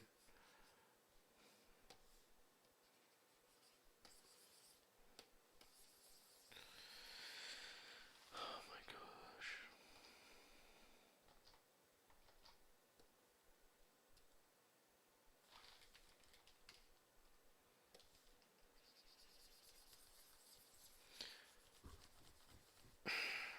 I don't know what it's doing here, guys. Sorry. Like now I can't even use it. It's like it's erasing it.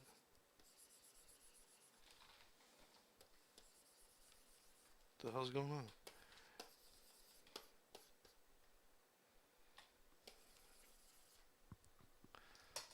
No, I don't know. Control D, deselect. Am I selecting something? But look, like it's changing the way. It actually looks really slick when you get like this white line on there. I don't know why it's changing. This is so weird.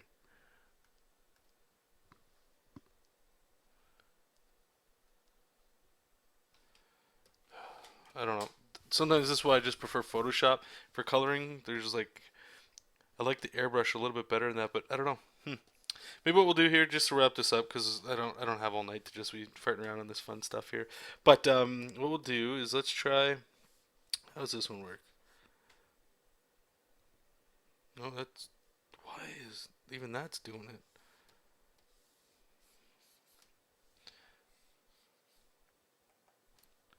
Maybe we'll just try with this here. Let's do a little super quick pass here. Just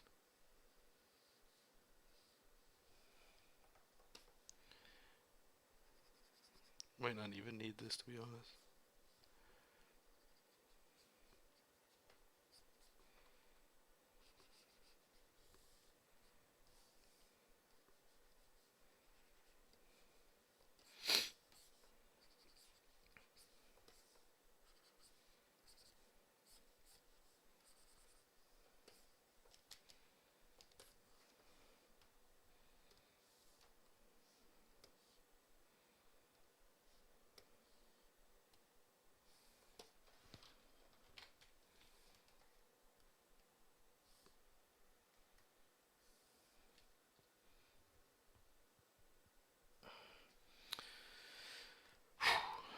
I don't know what's going on.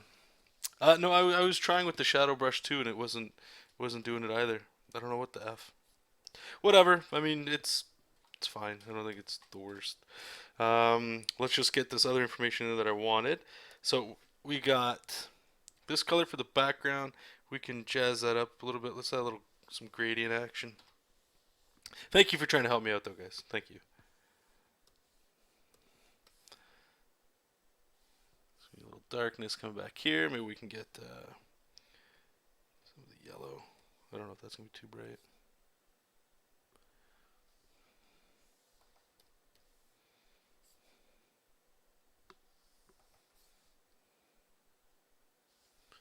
Let's go there.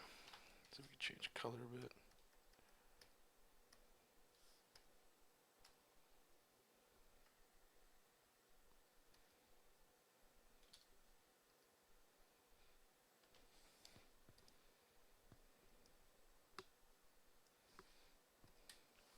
Probably just leave it like that. And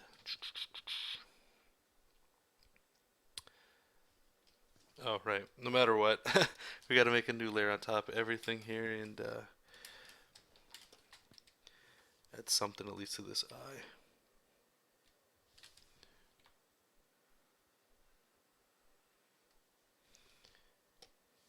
Let's try a highlight here.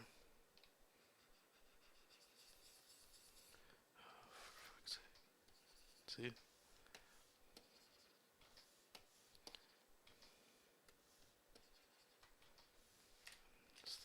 Doesn't make any sense.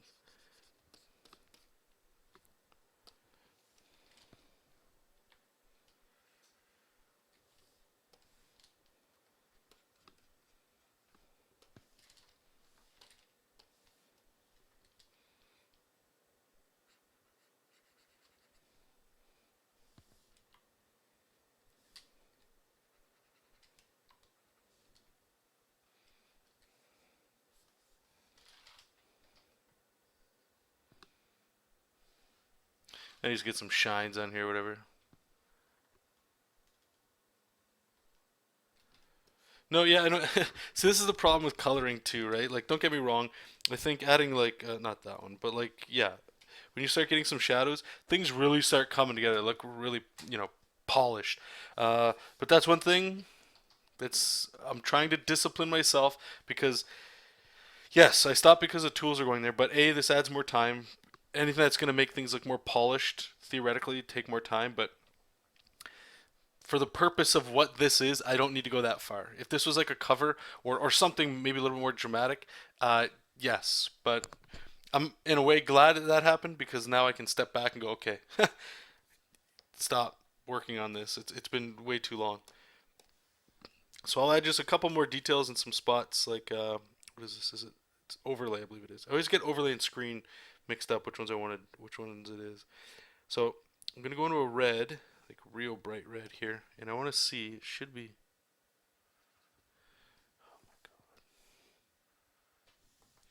I just want like a normal airbrush. Why do I have to have the choice of shadow and highlight and stuff? Why? Why can I not just draw what I want? I just want normal. Is normal gonna work here? Screen. Okay. So maybe that's what it was.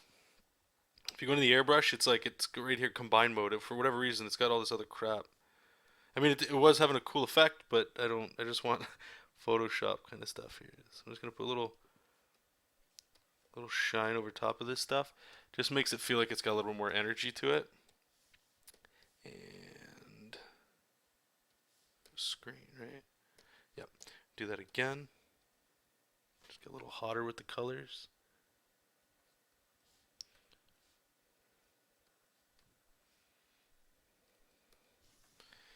And then the last little tidbit. Let's really get it right there. Maybe put a little shine on it.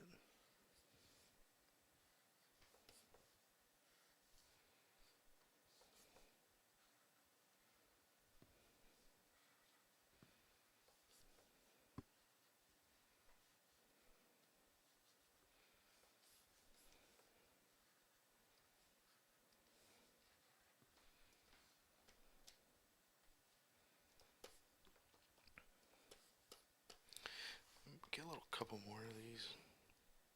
Just make that red really.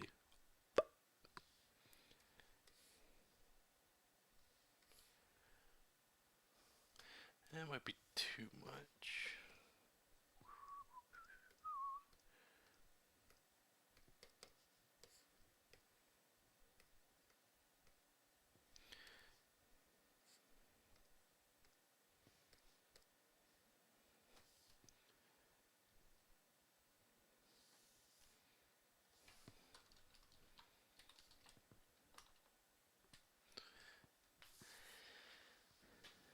Alright, we'll just leave that there again.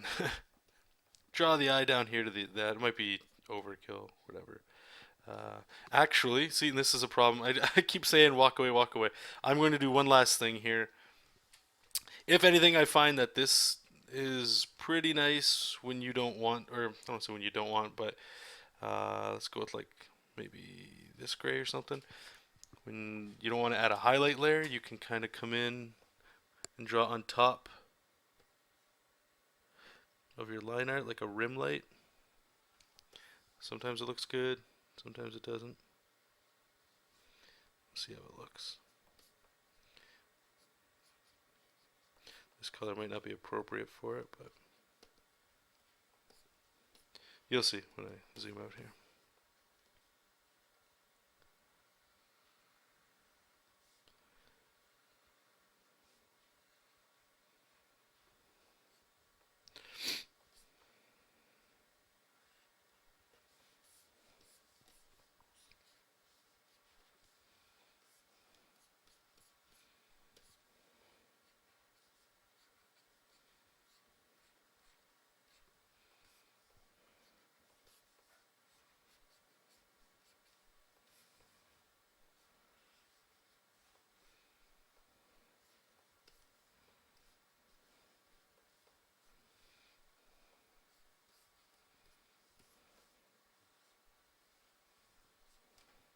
Alright.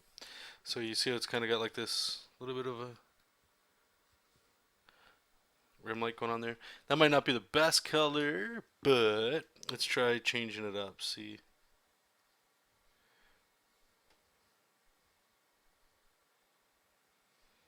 Right, like sometimes you can play around with. I want to use colors that are kind of already in the image, but it might start looking a little too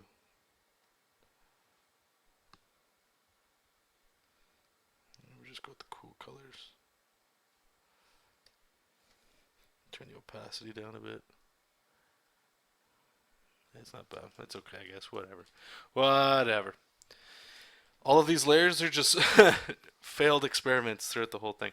Alright, so we got that. And the very last thing I'm going to add here is just some janky text that I had on the Patreon post. So let me get that up here.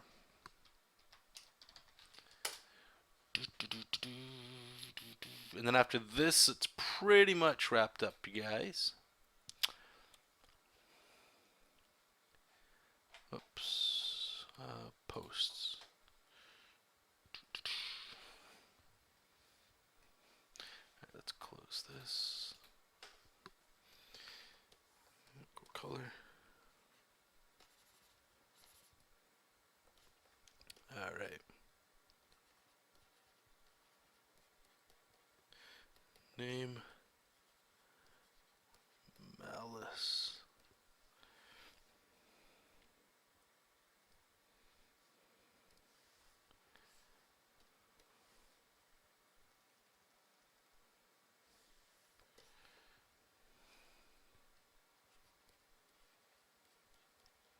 Age. I got 36 on this. Yeah, what the hell? I'll just keep it here. None of this is final. This is just more for me. This is like fun. Height.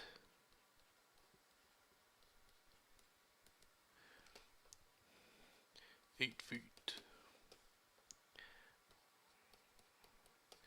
Weight. 300 pounds.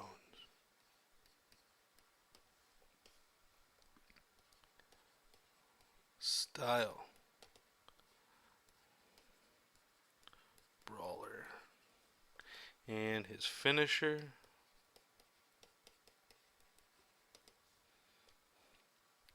It's the spine buster. And to do the spine buster, it's forward, down, up, 3 punches. There we go.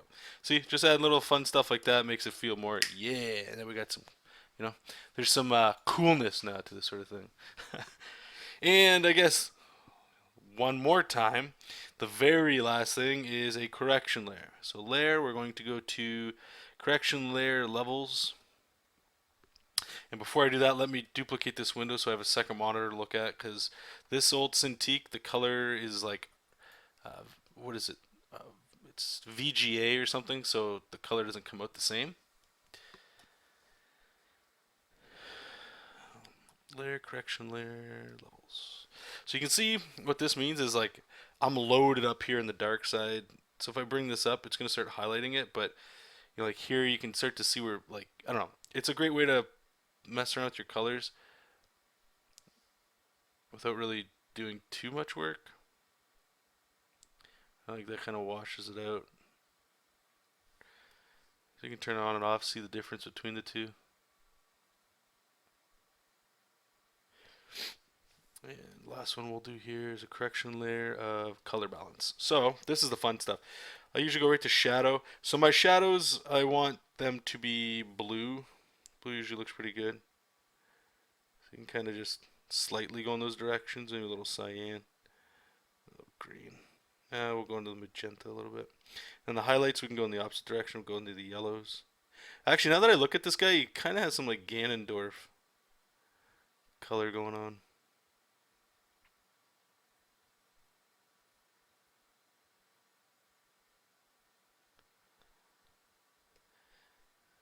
And the overall tone, maybe we'll go into the purples.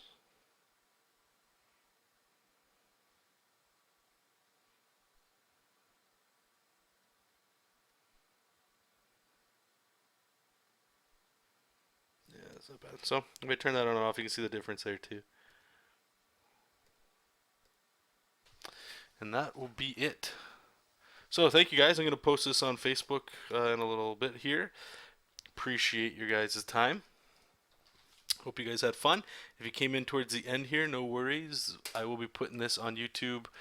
Usually goes up a few days after the stream. So I don't know if you guys are gonna sit through another 3.5 hour stream or not, but if you want to, you can. That'll probably be up around like Wednesday or something. So anyway, have a good night, you guys. I appreciate you guys, and keep reading comics, keep making comics, and I'll talk to you all very soon. Bye bye.